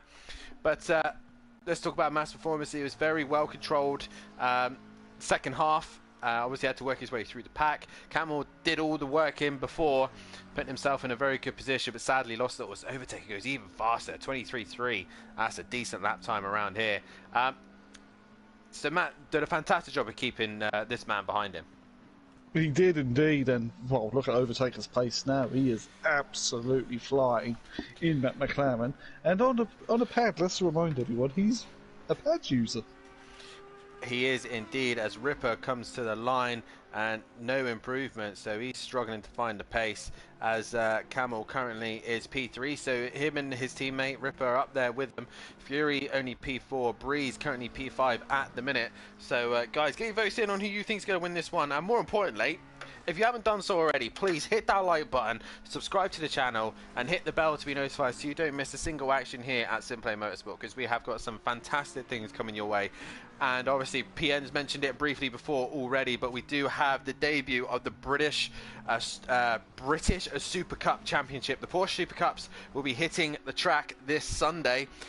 Myself, I'll be back driving behind a Porsche, where I belong. I miss my my Porsches, even though the Porsche Cup car is a handful. But make sure you tune in for that one. Brands Hatch is its debut for the Porsche Super Cup, and all sorts of various drivers. So you have some of the AM and Pro-Am, and even some of the Pro Boys racing one another. Fury's making a debut in it, and I believe Lucas Roth as well, among other drivers as well. So make sure you tune in for that one. And also, while you're at it, have a look in the description below and go and give our sponsors a follow. Designed by Manchester, as they are producers of vinyl, graphics, lasered, engraved gifts and mugs, and printed clothing, so much more, and including some of our SimPlay merch. So head over there, there's a link below, and have a look at Audio Sport, manufacturers of Volkswagen T4 audio solutions and styling products as well, among T5s and all sorts of stuff like that for your Volkswagen vans. Give them a look on their websites, have a look at their Facebook pages, give them all a like and subscribe, because if it wasn't for those guys, these things wouldn't happen, and obviously we would not have a championship. There's most of the pundit stuff done. The other thing I forgot to mention, if you do want to be a part of SimPlay Motorsport, then head over to the Discord, and if you can't find the Discord, head over to SimGrid. We are live on SimGrid, and get yourself signed up to any of the events that are available here at SimPlay Motorsport. And even if you want to even join us in the commentary box, become a pundit in the commentary box, become a steward, and just help the overrunning of the channels, then please head over to Discord, and you'll find where you can apply for a job here at SimPlay Motorsport. I say job, it's more like a volunteering. You're volunteering. Yeah, you're not getting paid, sadly. I'm still waiting to be paid. I've been here since season 1, and I haven't been paid yet. So, but that's not what it's all about. It is all about producing some great racing and some great opportunities for sim racing, because like I said, a lot of people have moved to the PC, the PS5 world, but some of us don't actually have a PS5 or a PC to them, so a PS4 league is what we're doing at the minute. There is talks of a PS5 league and possibly a PC league in the future, but at the minute, while it stands, we will be on PlayStation 4 for the meantime. If you also want to have a look, if you do end up in the Discord, have a look at the driver streams, as a lot of these guys do stream their footages of this race. I know for a fact that Matimovic streams on his Twitch account on the Gaming Welshman 5. Fury from time to time streams on his Twitch account, and as Peaceful Explosion also streams on YouTube as well. So if you want to see their perspective and hear what the guys are going through in their races, sometimes it's actually quite amusing to watch. So please give them a follow on their platforms, even PN as well. You should listen to him and his Twitch streams as well, because they can be rather You entertaining. swear? More than I did earlier. Slipped up earlier. We all have our moments, don't we? But we're currently watching Ripper at the minute, and he's still 9/10 off the back of Overtaker. So Overtaker looking very strong at the minute. Meanwhile, Wolfinator is in the middle of the track, and he's slowest of them all so far. But yeah, I've just got to reply to a comment in my personal stream. Smithy, why are you not in the mainstream for a start? And N-Dubs tickles himself with a feather. That's what he said. I should never have told him that. But we're going into race 2. We've only got 4 minutes left to qualify, and Overtaker looks like he's secured pole position by quite a margin, to be fair, near enough a second. Ripper, I don't think, has an answer here. It's just looks like he's got the pace. If we have a look as Ripper comes towards the line, still nothing. In Sector 1 alone, Overtaker has 2/10. He then has another 3/10 on Ripper in the middle sector, and then the final sector he has an extend of 6/10. So yeah, actually He's McLaren hooked up, hasn't he? I've been interested to see. He has indeed. McLaren here. But Matt has now gone ahead of Ripper, but that's what Matt really needs. If he gets on the front row, there's still a good opportunity they can lead into turn 1. Obviously, Overtaker will choose which side he wants to start, and he'll more than likely want the inside. If you're not on the inside, then you're just daft, really, aren't you? You want the inside around here. As Smithy says, let's go Undertaker. Soon to be my teammate for next season in AM. I'm looking forward to partnering up with you, Smithy. Doing it in the Retia. PN in the Jag. Damn. In the Jag. Jag. Oh, I appear to have left it in my wallet. I have a wallet. Tire smokes down the road. As we got a couple of cars coming to finish their lap, and it sounds like it was a Audi just ahead of us. It was Ripper. Towards the line he comes. Any improvement? Yes, he gets within 7/10 now of Overtaker, as Fury also finds a bit of pace. He's now within a couple of hundredths off of the back of Matt. So drivers now starting to find a little bit more pace. Peaceful Explosion is in the final sector, but he is with a whole gaggle of cars. I think one of them is possibly Wolfinator is in the final corner, so we'll see how he gets on. Is Matt just in front of him? Any improvement from Matt? 9/10 away at the minute, no improvement. Wolfinator, on the other hand, he's struggling here at the minute, as he's trying to find as much pace he possibly can. Shane is in the pits. Meanwhile, Nexus has had a big moment and gone off. I've gone off. The Nexus earlier said, my tyres were gone after about 7 laps. Oh no, my tyres are gone. I had to use the turn right to go left tactic for every left-hander, and I enjoyed it a lot, actually. So Nexus was actually driving an Audi Quattro rally car. I think he was driving like Lightning McQueen. That's the words of Doc in it. Yeah, it is actually. There we go. I think that's what he was getting at. I've seen their movies too many times, thanks to my nephew. Classic. Currently, the poll at the minute is going the way of Overtaker. 50% of you reckon that he is going to get the race win. As right now, Ripper comes towards the line. Any improvement on the lap time? No, he will stay in a P2. Meanwhile, Breeze crosses the line. Obviously, he went wide. He will gain no time. Fury, no improvement from him either. Who is that in the final sector? That looks like the number 14 of Overtaker. Any improvement? No. But at the minute, I really don't see anybody getting near that lap time. Nah. It's just not lose it on the curb again, like he did in race 1. We'll have, if he finishes on the podium, and comes in for a chat, we'll have to ask him that one, won't we? What happened in race 1?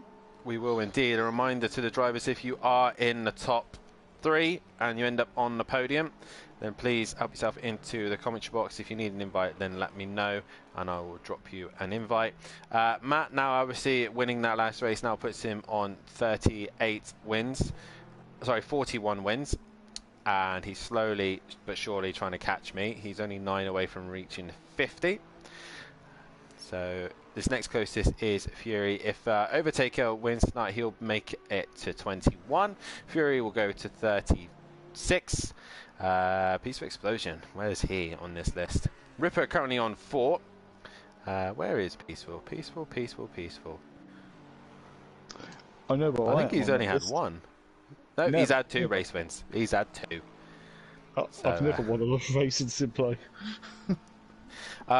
If Overtaker keeps his pole position, that'll put him on 19. He'll be 1 away from hitting 20 at that point as well. Matt has just gone past 101 podiums, and he's still at 25 behind myself. Fury is on 84, and Overtaker is on 45 podiums. Off. That's his lap done. That is Matt's lap done. He's back to the pits. Camel is coming to the final sector. Just ahead of him sounds like the grunt of a lawnmower coming to the line. It is Peaceful Explosion. Any improvement? Yes, he goes to 6th.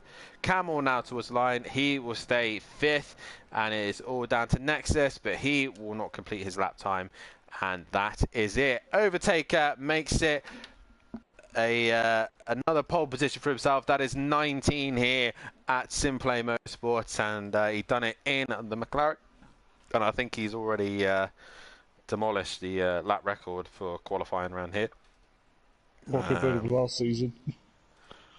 That was so long ago last season.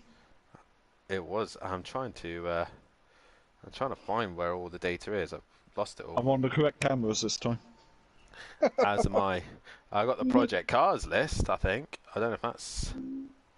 But one of the correct. camera angles to look at Overtaker's just a barrier. That's really good. I can't even find brands, actually. There it is. Right, so that's definitely... Yeah. So if we were racing Project Cars, the pole record is a 23.5 by Andy in the BMW. So Overtaker's already beaten that anyway. I don't actually know where the stats for ACC are. I wouldn't know, I can't see them. I probably could if I had many devices. I love as well. I'm scrolling through here, and Matt has got like drop scores ready, just in case. I wouldn't mind doing drop scores. I've had 3 shock and race weeks in a row. So yeah, I can't find that. Regarding people holding the most records, that's including Project Cars, everything. What is my camera doing? That is I don't know. Sorry about that. You Don't look like at, Overtaker. you're looking at Overtaker. Overtaker's now a crash barrier. Yeah, that's a bit weird. I'm just looking at the lap records in general, and I think this is a mixture of ACC and Project Cars. Overtaker actually holds the most records. In quali, he holds 9, and in race, he holds 12. Then it's myself with 6 qualifying and only 8 wins. Then it's Andy with 9 qualifying and 3 wins. So a lot of these guys looking to be stopped by the other drivers as well, but I'm pretty sure that's a mixture of all sorts of ACC and Project Cars.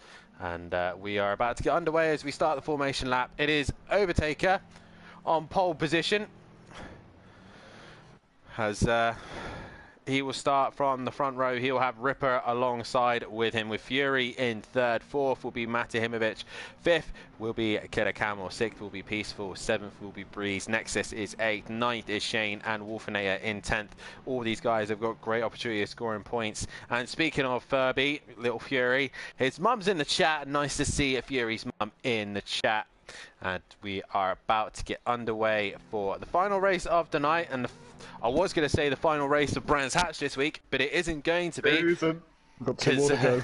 We have got 2 more to go, and if the boys are listening, I beg and plead them to leave Brands set up so the Porsche Super Cup can practice in the server. So they only have a couple of days, even though I should really be testing for Imola tomorrow night, but hey ho. We'll see what happens with that. But PN, final race of the night. Overtaker on pole at 23.3.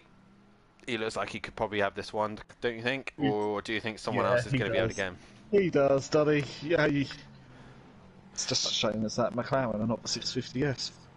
But the more superior McLaren in my eyes, the 650S. So, here's my idea, PN, right? Because if I make a return to Project Cars, to ACC... You brought that, wouldn't you, Dan? Yeah, I love Project Cars. It's in my heart, man. I love the game. It's great. If I make a return, obviously, by the rules, I should really start in AM and work my way up. Now, here's my vision. Now, if I do have to race in AM, I'll drive the Retia. You know, let's have a bit of fun in the Retia. If I then get promoted up into Pro-Am, I'm thinking the McLaren 650S. Yeah. And then obviously in Pro we'll go with a proper car if I get to Pro. But Well, we'll the see. 650S is a proper car. You know what I mean, a competitive car.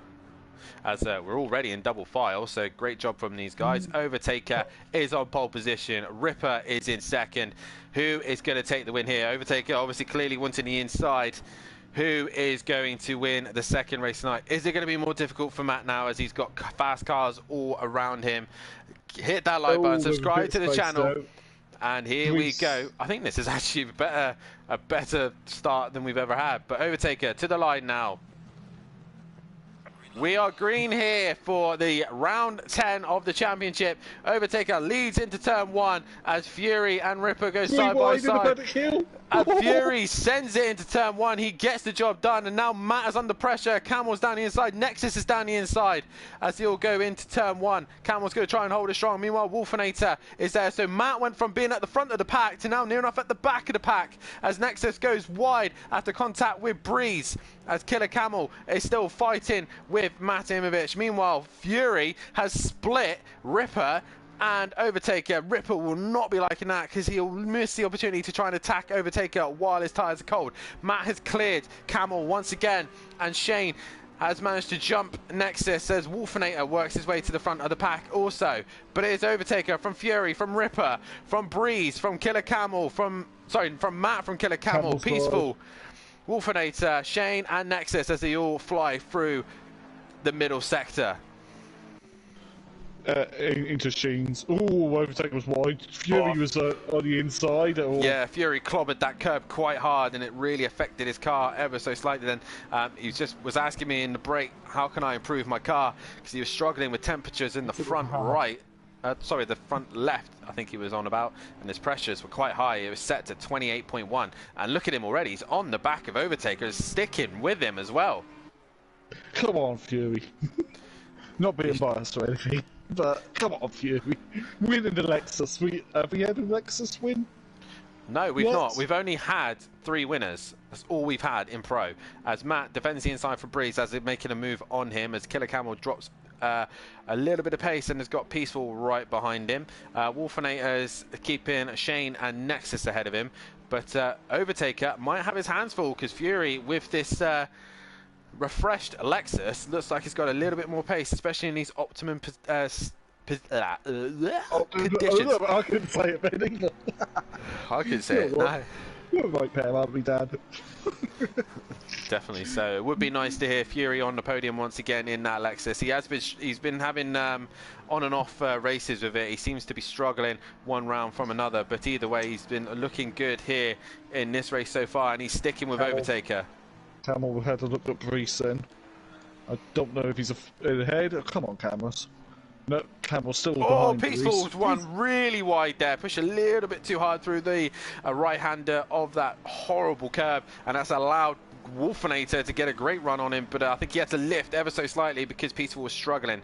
Shane's now on the attack on Wolfinator, so it's a great little scrap for the final place at the back as Peaceful knocks out the bollards. As Smithy says, Evelyn, hope you're well. So I'm pretty much sure it's a Fury's mum, I believe that is too. Smithy's probably saying that to Laura, wouldn't he? Yeah, I try and interact with the guys in the chat, but end up having their own conversation, so I kind of just end up blanking them. Or you join in. That's the best way, just join into the conversation. It's usually them saying, hey, how are you? I'm good, yeah, good, thanks, how are you? And it's just like, yeah, but either way. As a fence. Had a drink. There you go, see? All good here. Thanks, Smithy. Hope you're well, all good too. See? I predicted that. So, at the minute, speaking of Fury's mum, Fury himself is still sticking to the back of Overtaker. Normally, Overtaker would start to stretch his legs now, but Fury is looking fairly comfortable in this Lexus. Now, the Lexus is relatively good in sitting in the back of dirty air, but the thing is, Fury needs to be careful about these curves because there's been a few times where he's just been a bit bouncy. but he looks pretty planted at the minute. Matt slowly closing back in on Ripper. He's within about a second behind him now. Oh, Nexus! Ben going sideways, and again, Smithy carries on. What I was saying, I'm okay, thank you. So I've got these guys down to a T. I have. Overtaker crosses the line. Go on. You've been in the comms box longer than me. Yeah, especially with Smithy and Fury's mum, I can predict what those two are going to start chatting about, and it's usually asking how each other are. So, as I go up into turn 2, Fury did lose a little bit of time, and as you can see, he's pushing too hard now. He's really starting to fight the Lexus, and I think he just needs to calm down. He needs to just get into a rhythm. As soon as he starts pushing too hard or starts sliding, the car struggles. So he just needs to get himself back. If it means braking earlier, slowing down, making sure he hits his apexes, has smoother exits. But right now he's under pressure from Ripper, as Matt is not quite onto the back of these guys at the minute, as Fury is going to be struggling to keep Ripper behind him. Meanwhile, Nexus is still on the back of Shane, looking to find a way through there, but at the minute Shane has got it covered. Wonder if Shane's running the same pressures as Fury is now. I would have guessed so, wouldn't you? Yeah, more than likely. Like, they were both, like, I say both. Fury messaged me struggling with the, like I said, the front left, saying it was getting a little bit too hot. And like I said, his hot pressures was reaching 28.1, so that's not helping at all.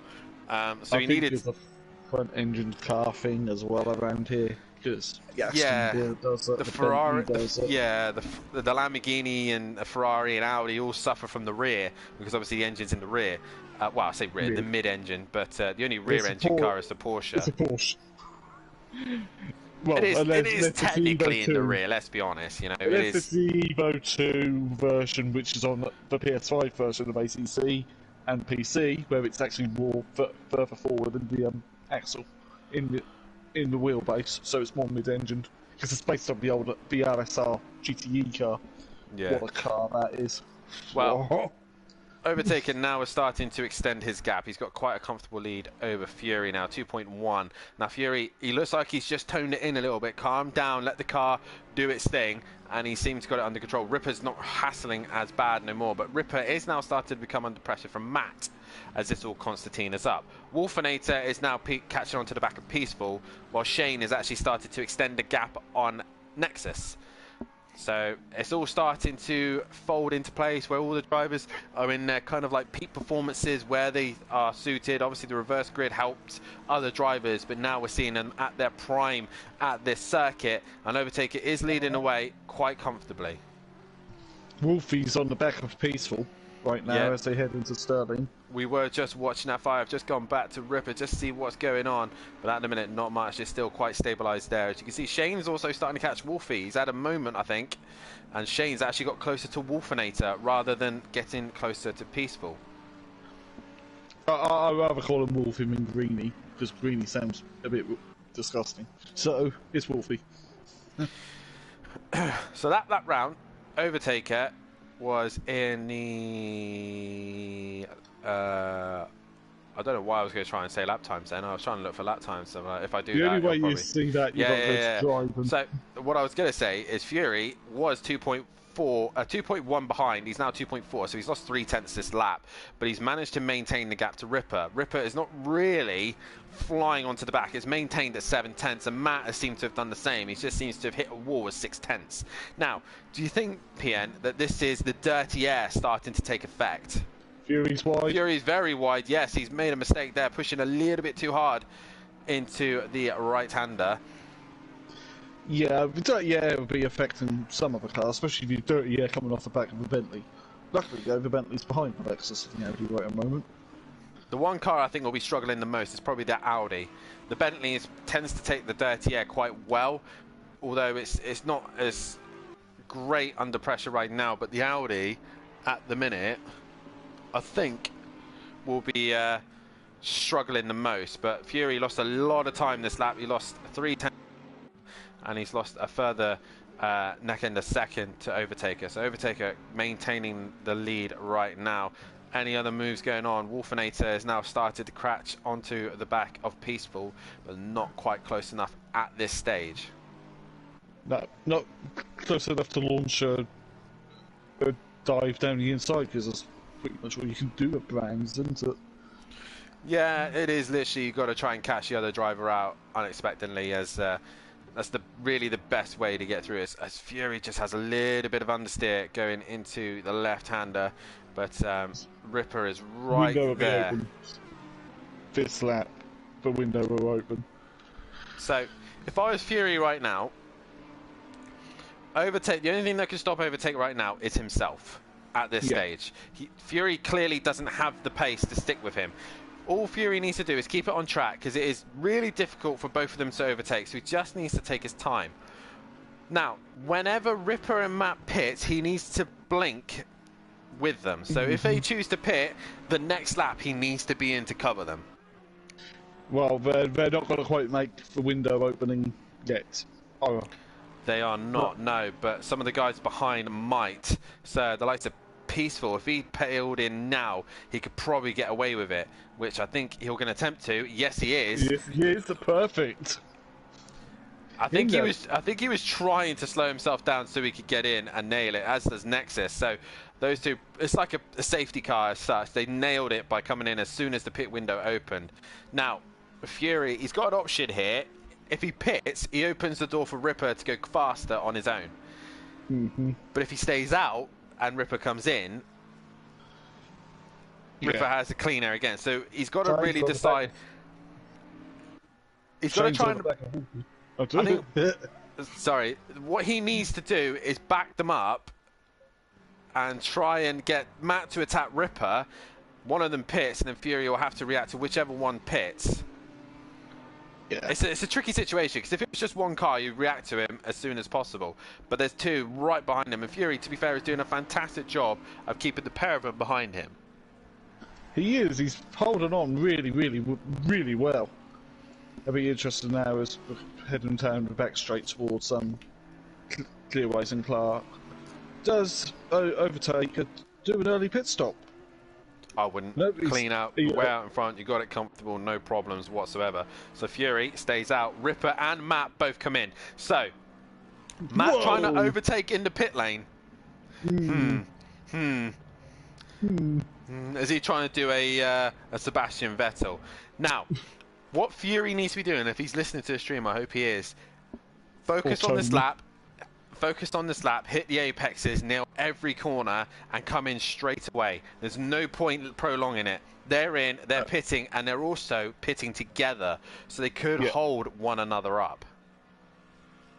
So, Wolfinator stayed out, as did Shane. Shane's had a wiggle and has lost a little bit of time there. Peaceful pitted early. Now, the other thing that could happen here is if these guys have been too busy scrapping, and Peaceful's had time to himself, but he's struggling with the rear end, he could have jumped a lot of these guys, but I don't think that's going to happen. Right now, Overtaker could do what he likes at the minute. He's got the pace, he's got the confidence. Fury needs to react to these two, because Ripper is out, Matt is out, and Matt's lost time there. Yeah, he has. As they both come out, Breeze following them. Breeze stuck with them, mind. Breeze actually made time on these two, I think. Yeah, and out comes Camel. So, Overtaker's in the final corner. Is he going up to pit? No, he stays out. But as soon as he catches a lapped car, he would come in. Pit. Yes. Fury's in. As long as he gets it stopped. And not a speeding penalty. See, this is the smart thing. As soon as they come in, you got to react. You can't leave it any longer. Because as soon as you give them enough time to do their good laps, that's it. You might as well. Yeah, Shane got ahead of Wolfinator, so Wolfinator's had a moment somewhere. Yeah. That McLaren doesn't... It's a bit of a Kato car. It tries to kill you every so often, I think. Not now, Kato. So, we're going to keep an eye on Ripper. He's actually made some decent time over Matt, 1.3. So, this is going to be very tight with Fury. At the minute, Ripper is into the penultimate corner. Fury is still in his box. He should go green just as Ripper gets into the final corner. So as come Ripper into the final corner. Now, I think Ripper will jump Fury here. He will. Fury's been dropped. Off he goes. Will Matt jump in? That's the question. So Ripper will go through. Matt's passed. Fury's lost 2 places there. That's the problem with the undercut around here. Although Fury did the right thing, there's nothing more he could have done. Literally nothing more.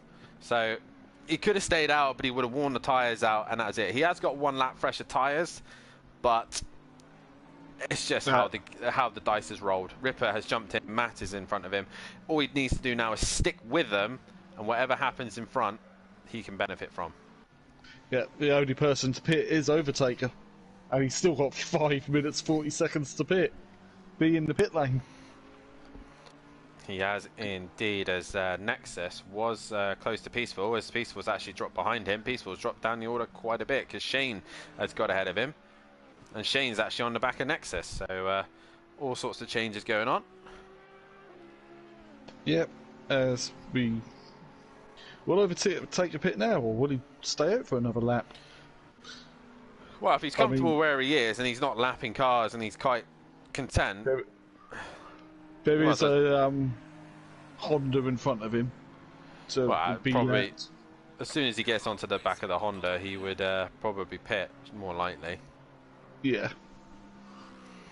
The thing is, even though the new rules state that the blue flags have to get out of the way and they need to move to one side, it's still putting you off, it's still causing time. So you would have to choose the option to pit. It's just the more sensible decision. As Overtaker comes into the final sector, he does one more lap, so he's going to catch Peaceful, but he'll probably catch him right at the end of the lap and then pit, more likely.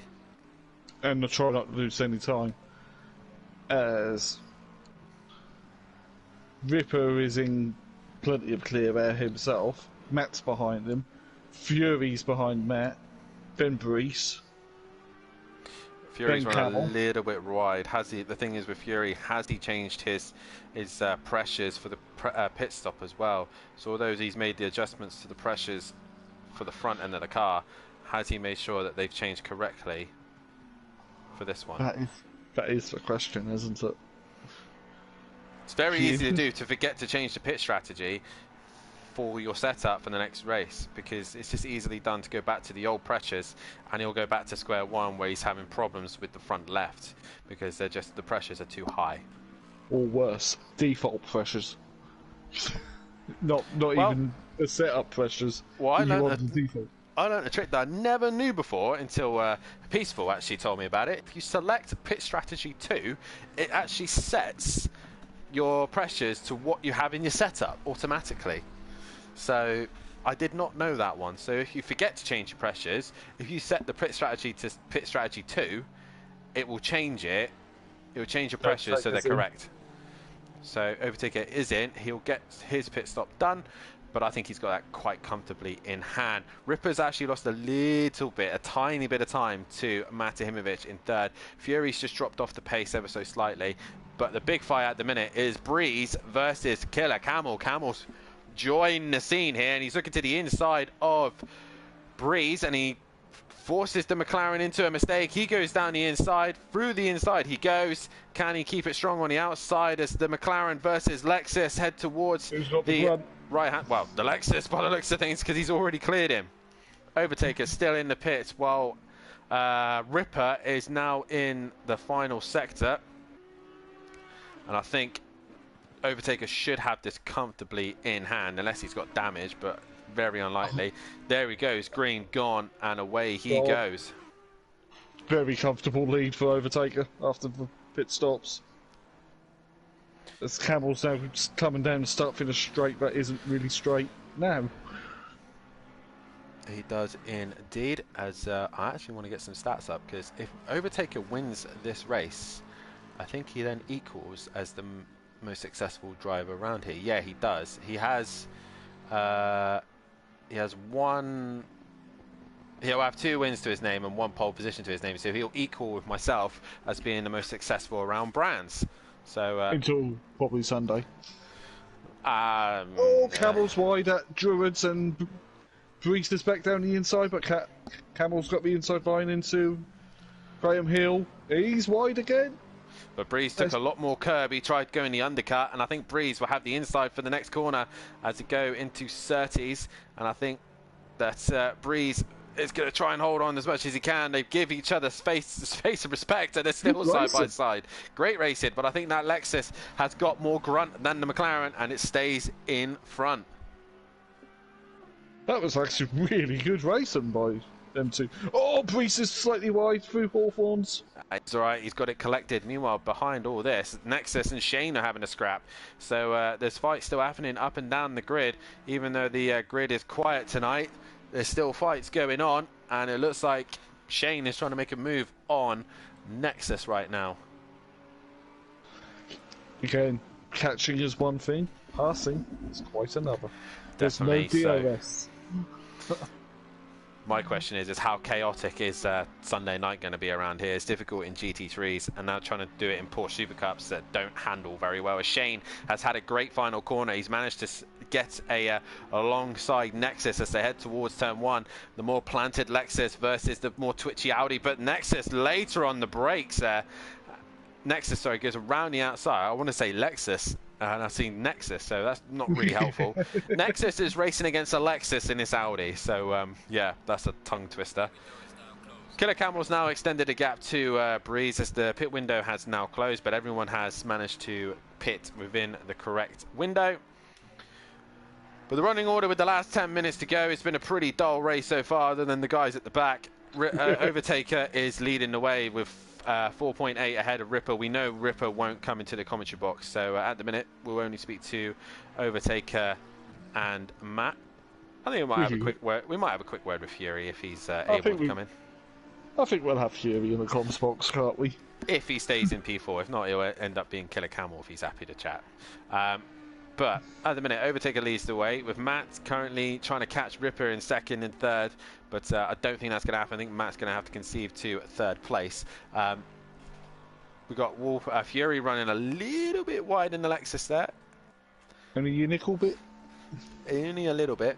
I've just been sitting here, and I don't think... No, Matt hasn't got anything to Brands. I thought I was about to say Matt might equal...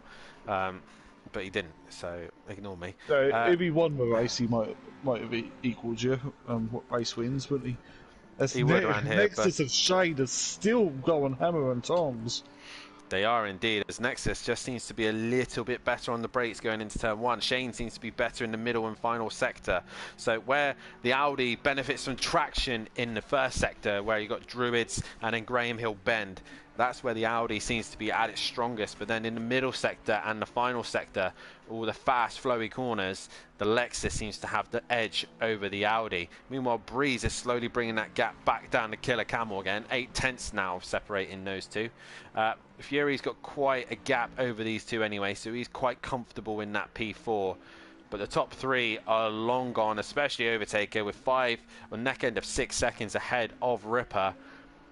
It's pretty much done. He's all he got to do is lick the envelope, put the stamp on, and send it into the post, because he's looking like he is on his way to possibly get himself another win here.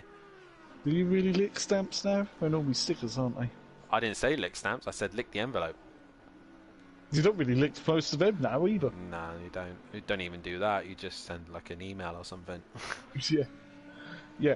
Or message so on Shane has managed to get past Nexus, so Nexus must have had a moment somewhere, and back the order he goes. Say hello to Aidan Bennett in the chat. Nice to see you in the chat, buddy. I was meant to stop the poll, but I forgot to do it. So Matt, according to 13 of you, Matt's going to win this race. Very much doubted now, but anything can happen. Overtaker has made mistakes in the past, but we shall see. Breeze has just lost some touch to Killer Camel as well, so that fight seems to have neutralized as well. As Sutty Apex in the chat, Overtaker has just done a 23.6. So Overtaker, I would say, has probably got the race qualifying. And he's a little wide over, and he touched the grass coming out of Shane's. Don't want to keep doing that. So, yeah. I was just going to say, Overtaker's pretty much got this in the bag. I'm now going to start a poll for a driver of the day, and we'll come to you later on, PN, for that one as well. But it looks like it's unless he gets... Could we call Overtaker Verstappen? Just how dominant he's been. Yeah, he's. Yeah, like the British Grand Prix. He had a moment where Fury gave him a little bit of a hard time, but other than that, Well, a bit like with Norris, we scored 3. Exactly. So we'll get the poll out for a driver of the day. And we then head to the next round of the season.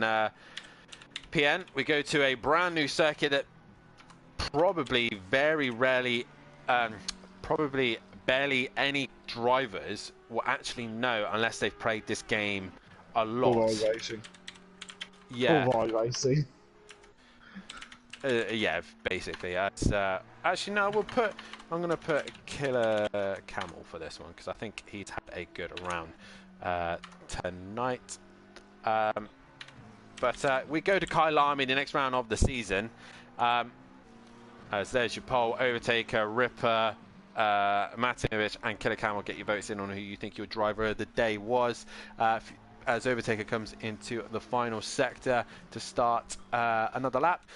Kyle Army, next round of the season in South Africa, was trying so hard to work his way to get himself an FIA Grade 1 license, but the owner of the circuit decided that he didn't want to spend any money and be horrible, so that's not going to happen anytime soon. But a circuit that I think will benefit one car and one car only, and I think it's definitely one to keep an eye on if he's here after his silly little wisdom tooth recovery comes out. The Porsche looks very good round Kyle Army. Very good. In the hands of Gary as well, most of the guys that have tested Kyle Army have struggled, and it has been Gary who's been the one who's looked strongest. In your opinion, PN, obviously you've done a bit of testing yourself and a few others also. Opinions on Kyle Army and what to expect, because it's definitely a track that, again, there's not many overtaking opportunities and there's some really difficult odd corners ahead. Is it just going to be who can survive, or is it just going to be who's going to be the fastest overall? It's got to be who survive, really, because you've got the murder curve that if you touch it, your car's in the air and you're heading towards the wall just before pit lane. That's fun. Feel like Aiden says, feel like I have an unfair advantage when selecting who's going to win after joining the stream so late. I was meant to end the poll halfway through the race, so yeah, Fury's really struggling. He's really struggling for pace right now, and Killer Camel is onto the back of him with Breeze just behind him. So do you know what you said about the tyres? I think that's what's happened. He hasn't changed his set. Yeah, possibly so. He looked fairly decent in the first half, and before he pitted, he looked all right. And then as soon as he pitted, it's just gone a bit tits up for him since then. But either way, Fury is still ahead of these guys. He's just got to keep it in the middle of the track. He has to do what he did to Ripper and Matimovic. That's all he has to do. Keep it on track. But Breeze is actually giving Camel a harder time, so if Fury just focus on going forward, don't look in his mirrors, he'll be alright. But your race leader still pulling away. He leads the race from Mike's made a mistake, he's now last. Oh. Yeah, Mike's really not going to enjoy finishing this one. He's probably looking forward to Kyle Army because the Honda is meant to be quite good around there. I don't know what the Assetto is, or am I going to scrap it? Probably scrap it, mate. Yeah. So if it's a Jack with my name on it. With 2.5 minutes left to go, your running order. 10th place at the minute is Peaceful Explosion. Green Wolfinator in 9th. Nexus is in 8th. Shane is in 7th and in struggling to catch the guys in front. Then we got this squabble for 4th, 5th and 6th with Fury, Breeze and Camel all going for it.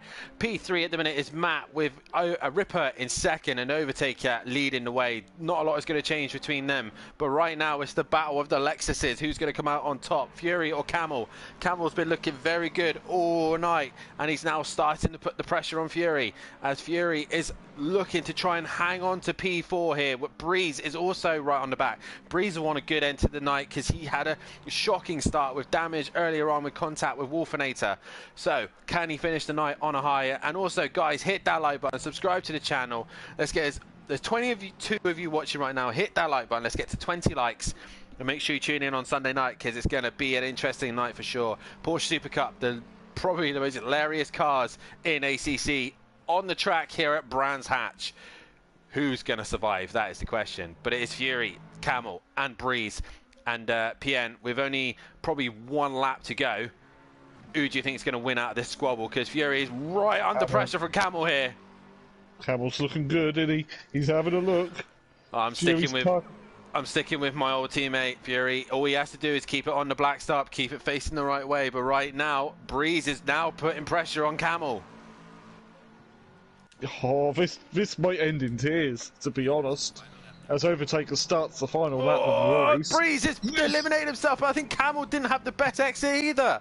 So, Breeze has gone very wide, and I think that's Breeze done for this. It is now purely which Lexus is going to be on top, Fury or Camel. That is the question. As Overtaker starts his final lap here at Brands to equal himself the most successful driver around here with myself. So, Overtaker on his way for another win, and I can't remember how many wins that is now.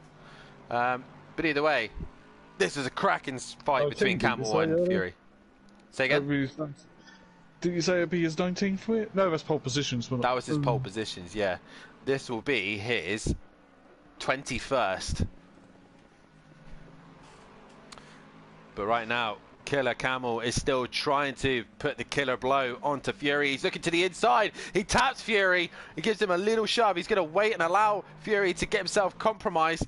Blue versus red, and at the minute, the red is really biting at the heels of Fury. That was very respectful of Killer Camel there. He did give Fury a little nudge, but he waited there, PN. He did, and meanwhile, as Overtaker's already celebrated down under the bridge. He is indeed. Overtaker comes home and makes it 21 wins here at SimPlay Motorsport. Flash the lights. Overtaker wins round 10 of the championship. We have a fourth different winner now. It's taken him this long to get a race win. Ripper is going to come home in P2 and extends his championship lead over this man. Matimovic will come home in P3. That is your podium places. But Fury has managed to just hang in there. One corner to go. Camel versus Fury, and it's going to go the way of a Furby. Fury is on his way home, and that is going to be P4 for Fury. Camel is going to come home in P5. Breeze will finish in P6, with Shane only 2.9 off the back of him towards the end in 7th. Nexus is going to hang in there for P8 as he comes towards the line now, and Wolfinator is in P9. With Peaceful Explosion bringing up the rear. And if Overtaker and Matt can hear me, they can come into the chat as Ben hangs it sideways into turn 1. But like you said, he was spending more time going left to go right. As Peaceful Explosion will come home in 10th place. And that is all she wrote. Overtaker is your race winner for round 10 of the championship. And as we speak, I'm pretty sure Matt is updating the tables as we speak. But that is now 21 wins for Overtaker here at SimPlay Motorsport. So a fantastic drive from him tonight. As we will have another look at Overtaker crossing the line, because why not, while I wait for the tables to update. They are done, buddy. Cool. Thank you very much, Matt. You're very welcome, Daniel. Much appreciated. That's not going to work for me, so I'm just going to leave the session and get obviously what is coming up this weekend. I don't know about you, PN. I don't know how excited you are for this one, but we have got the Porsche Super Cup debut on Sunday night. Matt and PN will be giving you the stream on that one. I've got to find the Porsche Super Cup now. I'm trying to give a lovely view of it. I'm too busy staring at my Lamborghini. Where is the Porsche? Where is it? There she is in all its glory. You'll be seeing these cars hitting the track on Sunday night. Obviously a one car class. Obviously most guys can choose what setup they run. They're more likely to want to run something safe and balanced because these things are a handful. So make sure you tune in on Sunday night, as I believe it's 8 o'clock start, I believe, on this one. Yes, yep. 8 o'clock start for the Porsche Super Cup. 2 races, only 20 minutes, no pit stops. It is just all out who's going to come out on top. A sprint, 2 sprint races as such. Guys, get your votes in on Driver of the Day, but we will have a quick look at the tables as it stands. Obviously penalties still to be handed out, so this is your unofficial results. It is Ripper still leading away, 49 points ahead of Matimovic, but those two are starting to creep onto the back with Overtaker in P3. He's only a couple of points behind Matt at the minute, as he's now jumped ahead of Breeze. Breeze is slowly dropping down the order, but Fury works his way up into P5. After De Silva not being here tonight, he's now down to P6 and losing out on big points, equal to Wolfinator in P7. Killer Camel with a decent round tonight. He's only 2 points behind the pair of them. With Peaceful Explosion dropping down, he's only 2 points behind them also. With Nexus currently in P10, Benno dropping down to P11 with Emplava in P12, Shane up to 13th, and Gary131 down in 14th place position. Euro in 15th with T in 16th, David is 17th, 18th is Hitman, and 19th is F1 Billow. Regarding the teams, Killer Performance killed it tonight. They've scored some decent points. They're 111 points ahead of Jaeger Motorsport with quite a comfortable lead over them, with SimPlay Racing dropping down to P3 and Teletubby Motorsport in P4, with JWE Sports 2 currently in P5. P6 is Button Bashers, and P7 is the JWE Sports East Racing 2. McLaren, after Overtaker winning this one, has extended the points over Bentley, 495 points ahead. Pretty much McLaren need all cars to just disappear for a week just to even think about for that to happen. Ferrari in 3rd, Porsche in 4th, Aston Martin 5th, Alexis in 6th, Honda in 7th, 8th is Audi, 9th is BMW, 10th is Mercedes, 11th is Nissan, 12th is Lamborghini, 13th is Jaguar, and bringing up the rear in 14th place is the Retia. Will the Retia make an appearance this season? Probably not. I might have to twist Matt's arm to maybe make it happen.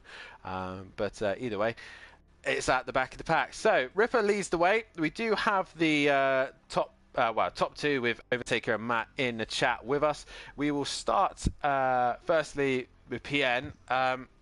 Driver of the day quickly before we chat to the guys. Well, for me, it's got to be Camel. He's had a solid night in the Lexus. So yeah. I'll tell you what, I think I'm gonna have to agree with you on this one. I'm gonna give it to Killer Camel. Honourable mention to Overtaker as well, with a very solid drive with a win in 2nd.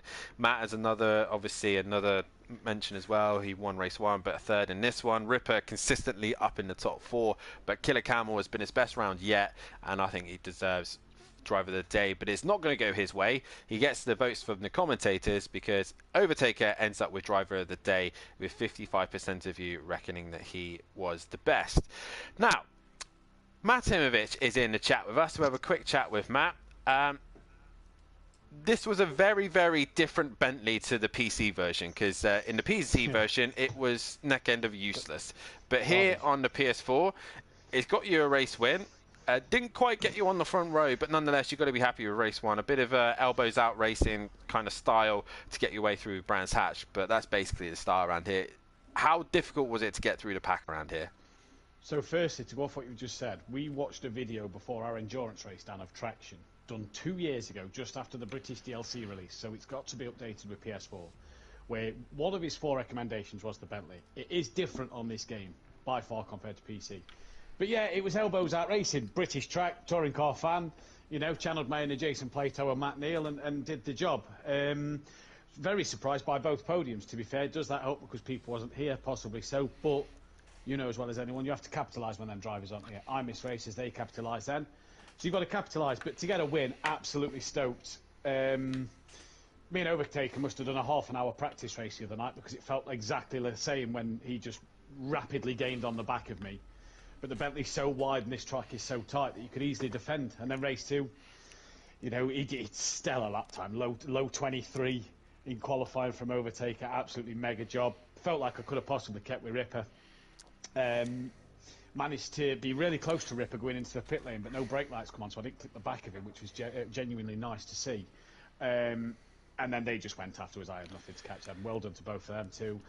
Great racing. I just think tonight's been fantastic. You know, the whole night. I think to say it's been less drivers, which probably makes the racing cleaner. I think there's been some good overtakes and some good racing from everybody.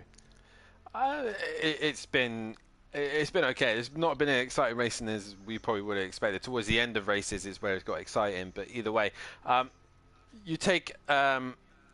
Obviously, talking about race 1 and race 2, it showed that Overtaker did have the pace in that McLaren. It did look well suited round here, and probably going into this round, you probably would have known that anyway. Obviously, like I said, with experience on PC, me running the McLaren, yourself running the Bentley, and it was roughly the same pace. It seemed like I had probably half a second to 3/4 of a second over the Bentley, and it seemed like the same again here with Overtaker. So you kind of knew that was going to happen.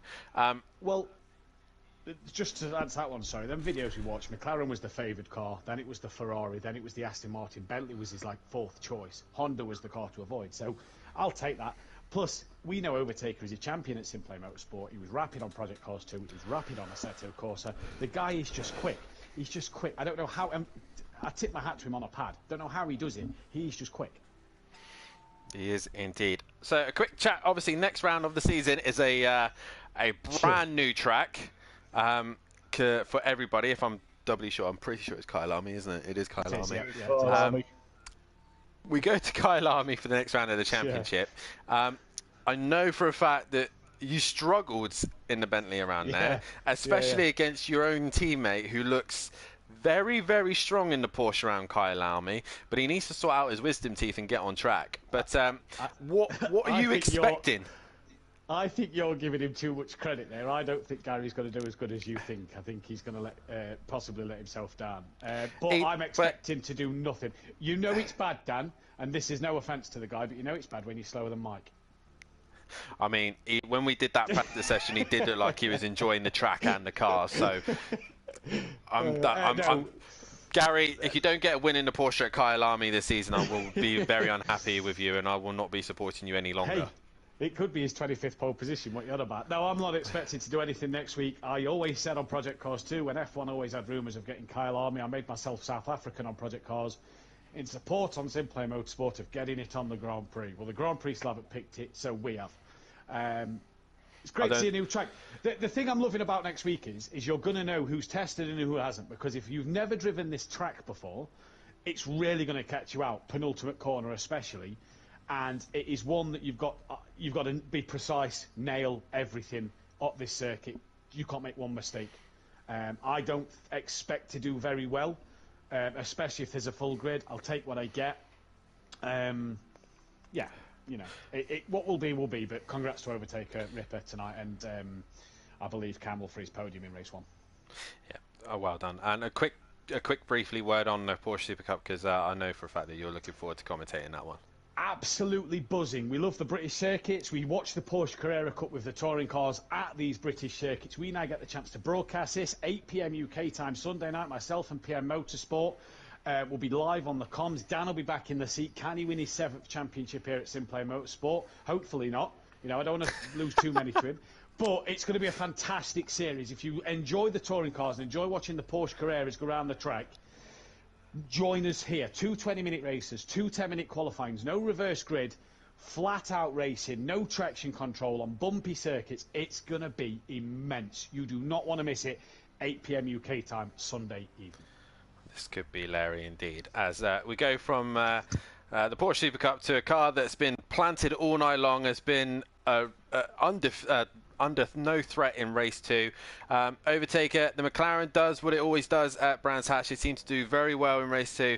Congratulations on your 21st win. How does it feel to be back on the top step after being such a long time, still not won a race this season until the halfway stage?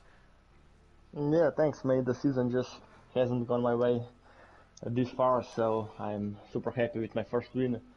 And I knew I had the pace around here. It was always sketchy, race 1 with the reverse grid, but I managed to clear the traffic. Actually, Matt was clearing the traffic for me. He was barging and pushing people in the okay way, but still I managed to follow him almost every car. And then after the pit stops, I saw him covering me in the pit stop, so I knew I was gonna be behind him whatever I do. So I'm just trying to put as much pressure as I could on him, but this track is just so narrow. It's very hard to overtake if someone is consistent and doesn't make any mistakes. So at the end I made a mistake and I only managed to hold on to the podium because I have massive damage and my car was slow.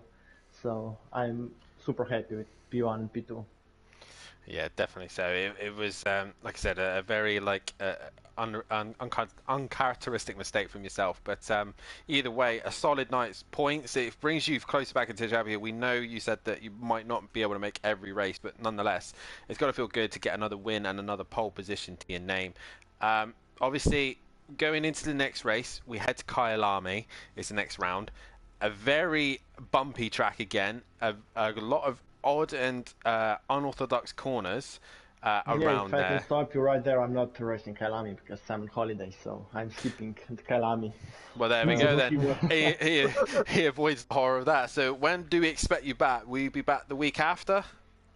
I'm not sure yet because I have a few things planned for the weekend and I don't know when I'm gonna be home, but hopefully the week afterwards, so in like 14 days, I'm gonna catch that one for sure. So we'll either see you at Zandvoort or Silverstone. So, I'm hoping to make Silverstone because I like this track. If I miss Zandvoort, I don't mind. I don't think no one minds missing Zandvoort. Well, we'll obviously a brief word on obviously the championship itself. Like obviously we know you, like I say, you're not really in the championship, but again, a brief word for yourself about the level of drivers tonight. I think you're having to get to a point now. You have to be on the limit of each race because all these guys will try and get you when they can, especially like the Ripper, Camel, Matt, Fury. When he's in the zone, he's up there with you. De Silva. All these guys are all stepping up, and you're having to reach that level that you probably never reached before, haven't you? Yeah, I mean it was on every track apart from here because I didn't need to push race 2 because I had the pace. I was driving my own race and putting in the lap times. But yeah, like you said, the Silva stepped up with his pace. I mean, we know he won the championship last season, but this season he found even more pace. Ripper is new, nice addition. He's fast and consistent.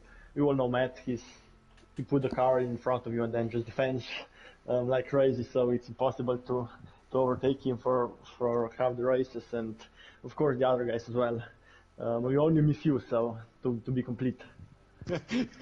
We don't overtake. That's being too kind to Dan. I mean, I was always enjoying racing him because he knew where to put the car, and because I don't quite so many times, but he does. So it was nice racing him. Kind words. But either way, mate, congratulations on your 21st win here at SimPlay Motorsport. And we won't see you next week, but we'll hopefully see you maybe at Zandvoort. If not, we'll definitely see you at Silverstone. But nonetheless, congratulations on the win tonight. Yeah, thanks, mate. I'm just disappointed in you for not giving me your vote for the driver of the day. But well, what else I have to do? Well, you had to beat my record round here. You've only matched me now with a pole position and 2 race wins. If you'd managed to get 2 race wins, then I might have given you driver of the day. But, I thought Killer Camel tonight, the man who hasn't had the best luck this season, like yourself as well, but you've had a lot stronger race. I'll tell you what, whatever. You can have driver of the day. Yeah. Matt gets driver of the day from me at Zolder, and you get driver of the day from me at Brands. How about that? Everybody's happy. Get a Camel. I'll take that. Just my heart. But anyway, thank you guys all here tonight at PN. We'll have a quick roundup of it's been fantastic racing here at Brands, tight, twisty circuit. We're not quite done with Brands, like I said, Super Cup on Sunday night.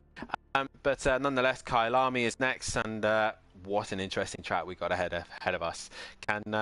Will AMS be still cleaner than Pro Am and Pro? Because Pro put on a decent show tonight. Pro was pretty clean tonight, really. It was. Wasn't it? I haven't heard my My phone ain't PC gone off pinging. yet either. Yeah. For tickets going in, so yeah, that weren't bad. And join us on Sunday for the Carrera Cup. Oh, there it goes. Yeah, there we go. Matt's probably just done it in just for fun, basically. Yeah. But either way, that's been Brands Hatch. I've been Dan Davis. PN has been joining me in the coach box. Fantastic. Matt and Overtaker. It feels like we're back at Project Carswell again with those 2 winning a race. But make sure you tune in Sunday night as Matt and PN will give you all the action for the Porsche Super Cup here at Brands. And we will then see you in a week's time as we head to South Africa in Kyalami for the next round of the championship. What is that going to offer us? It's going to be a mental night's worth of racing for AM, Pro-Am and Pro. No overtaking for Pro. So Will someone else take a race win? We've now got 4 different winners in Pro. Can we make it 5? Possibly could. Gary131, sort that Porsche out. But we'll see you on Sunday night for the Porsche Super Cup. But from myself and PN and everybody here at SimPlay Motorsport, hit that like button, subscribe to the channel, hit the bell to be notified. Have a look in the link below of all of our sponsors from Design Manchester and Audio Sport. Have a look at their stuff as well. Head over to the Discord and get involved. And if you want to be a part of the action here at SimPlay Motorsport for events in the future, for fun events and actual racing on the grid, head over to the Sim Grid so you can sign up. But from us here tonight, it's been an honor racing that brands, and it's good night.